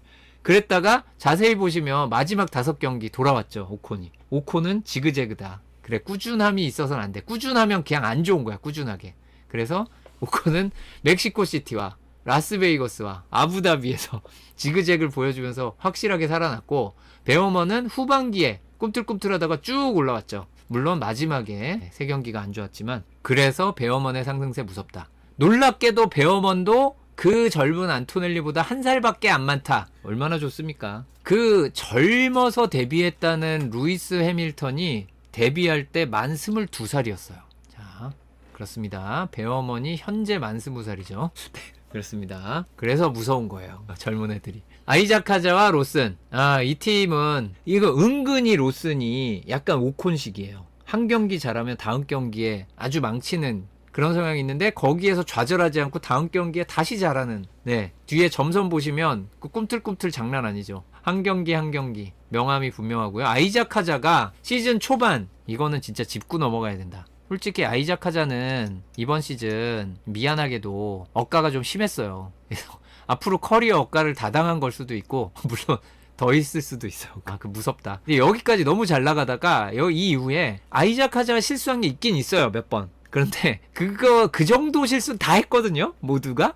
근데 너무 나머지 안 좋은 게 다 꼬여가지고 이건 너무했다. 이런 정도의 폼이 아니었어요. 하자는. 네, 그랬습니다. 그리고 포기하면 안 된다. 그리고 우리가 될 놈은 떡잎부터 알아본다는 말 제가 정말 싫어하는 말입니다. 정말 싫어하는 말이에요. 떡잎부터 알아봤으면 얘는 호주 그랑프리 포메이션 랩에 갖다 박았을 때 잘랐어야죠. 아이작 카자. 그쵸? 떡잎부터 글러먹었잖아요. 거기에 마음은 약해 터져가지고 거기 눈물 질질 짜고 잘라버려! 했으면은 우리는 이 소중한 드라이버를 놓칠 뻔했습니다. 그러니까 우리는 그렇게 섣부르게 판단해서는 안 되고요. 한 경기가 아니라 2시즌, 3시즌 어린 아이들에게는 기회를 줘야 된다는 것이 저의 지론이기는 합니다. 이것도 누가 편집하는 거 아니야? 거기만 우리 요새 제 편집자님이 저랑 얘기하고 고르지 않거든요.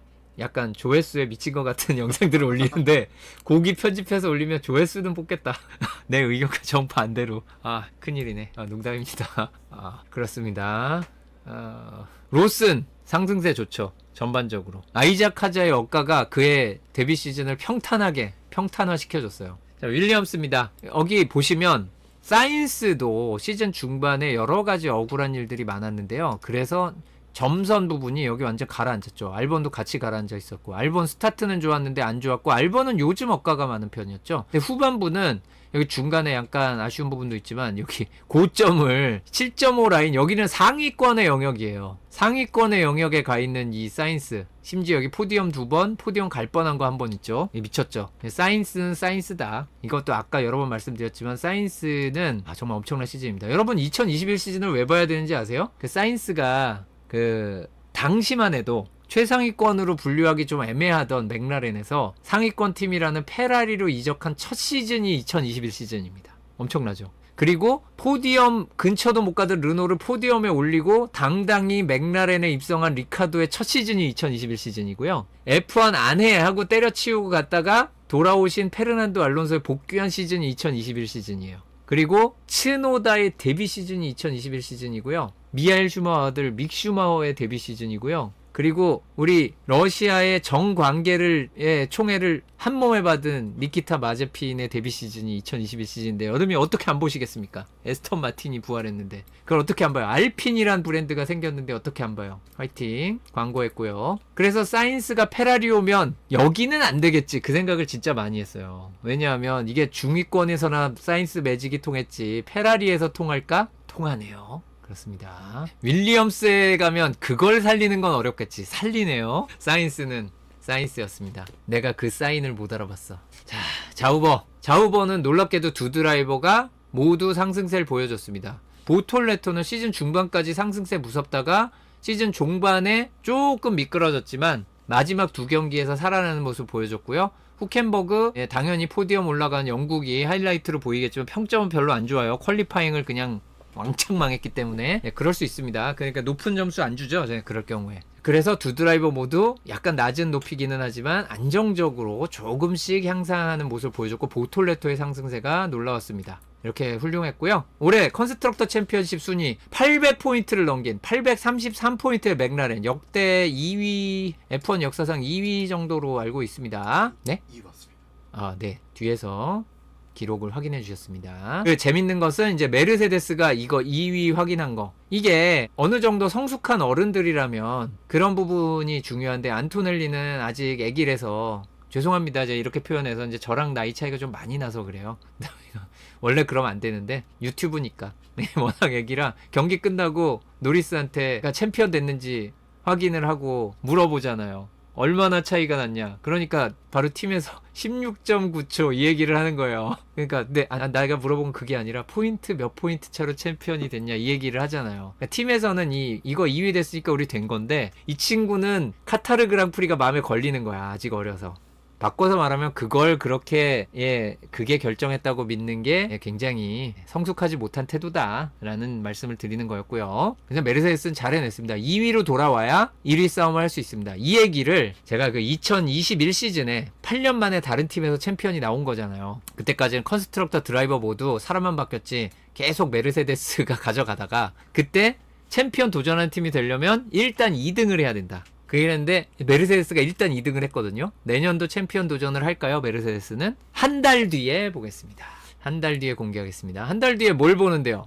비공개 프리시즌 테스트가 있죠. 굉장히 일찍 합니다. 50일도 안 남았어요. 비공개 프리시즌 테스트. 오픈 프리시즌 테스트 2달 조금 남았습니다. 시즌 개막 3달 조금 남았어요. 비교적 얼마 안 남았습니다. 예년에 비해서. 자, 다음 레드불 3위로 3위고요. 올라갔다기는 4위까지 밀렸었으니까. 자, 재밌는 것은 윌리엄스 큰 차이로 5위. 여기 도전이 아직은 쉽지 않은데 아래와는 격차가 크고요. 자, 여기 아까 제가 언급을 했었잖아요. 만약 누구냐 스트롤이 4포인트를 더 벌었다면 그러면 에스턴 마틴은 레이싱 불스를 잡을 수도 있었습니다. 와, 이게 되네. 이게 사실 이번에 얻어간 포인트가 9포인트밖에 안 되면서 80포인트로 12포인트 차였거든요. 12포인트 할 수도 있어요라고 말씀을 드렸지만 쉽지 않잖아요. 이 중위권 팀으로. 와, 이걸 거의 다 따라갔어요. 재밌는 건 이 에스턴 마틴이 이거 9포인트를 더한 거잖아요. 이번에 80이잖아요. 이거 만약에 못 땄으면. 그런데 하스가 베어먼 그 페널티 안 받았으면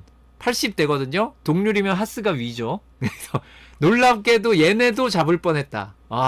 이게 은근히 이 팀들은 되게 심각한 레이스였습니다. 우리가 여기 그 드라이버 챔피언십 거기 빠져가지고 여기 중위권을 무시하고 있어서 그렇지 여기는 되게 심각한 레이스였었다. 예, 그렇습니다. RP는 뭐 2026 시즌 파이팅이고요. 그래서 올해의 그래프는 처음부터 끝까지 이랬다. 1강, 3 중강, 1 중하, 5약. 그냥 이렇게 할까요? 1 왕강, 3강, 6중. 이 정도가 낫겠다. 조금 띄워줬습니다. 그래서 여기 이 네 팀은 피 터지게 싸웠었다. 보시면 이 6위 자리 여기 하스였고요. 에스턴 마틴이었고요. 레이싱 불스였고요. 자우버였고요. 에스턴 마틴이었고요. 레이싱 불스였습니다. 이렇게 6위 자리를 놓고 치열하게 싸웠다는 거고요. 놀랍게도 자우버는 모나코까지 10위였다.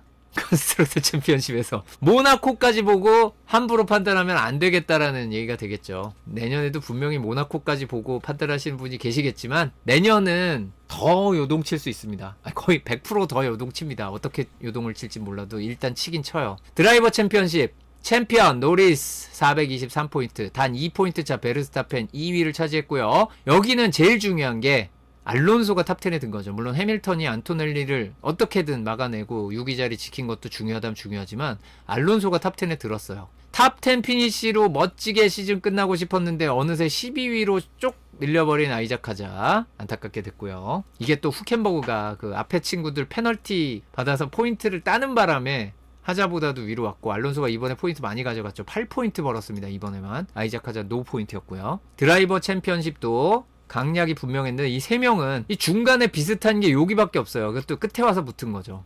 이 세 명은 진짜 미친 듯이 싸웠고 여기는 어느 정도 일찍 정해졌죠. 여기가 아주 꿀잼이었습니다. 이것이 시즌 후반기 전체예요. 시즌 후반기 전체 1, 2, 3위 싸움. 아름답지 않습니까? 피아스트리 진짜 아쉽겠다. 피아스트리에게는 내일이 있습니다. 그래도 제일 젊어요. 이 세 명 중에. 아까도 얘기했지만 나이가 깡패입니다. 피아스트리 화이팅. 당장 내년에도 가능성이 있다는 걸 보여줬으니까 충분히 잘해낼 거고요. 자, 하위권은 난리도 아니다. 이건 누가 원래 몇 위였냐가 거의 의미 없는 수준에 툭툭 튀어오르는, 딱 보면 이렇게 튀어나왔으면 포디엄 같구나 라고 생각을 할 수 있죠. 예, 누군가 포디엄에 올라가면 갑자기 그냥 갑툭 튀어서 확 올라가거든요. 예, 그런 일들이 모든 팀. 사인스도 가셨군요. 네, 여기 포디엄에 한번 올라가셨군요. 이게 보이는 이런 게 있습니다. 원래 너무나 재밌는 경기 펼쳐져서 팀들 고맙고요. 이게 끝이죠. 그거 했으면 더 이상 할 얘기가 없습니다. 이렇게 해서 올해 치열한 경쟁 끝에 랜도 노리스가 챔피언이 되었다. 드라이버 챔피언에 올랐고 이미 정해졌었지만 컨스트럭터 챔피언 맥클라렌이 가져가면서 F1 2025 시즌 막을 내리게 됐고요. 우리는 모든 것이 뒤바뀌어서 대혼돈의 환장 파티가 펼쳐질 F1 2026 시즌과 그런 시즌에 무슨 일이 벌어질 수 있느냐에 극한의 끝을 보여줬던 F1 2021 시즌 다시 보기가 예고되어 있다는 것을 안내해 드리면서 F1 아부다비 그랑프리 2025 리뷰를 여기서 마치도록 하겠습니다.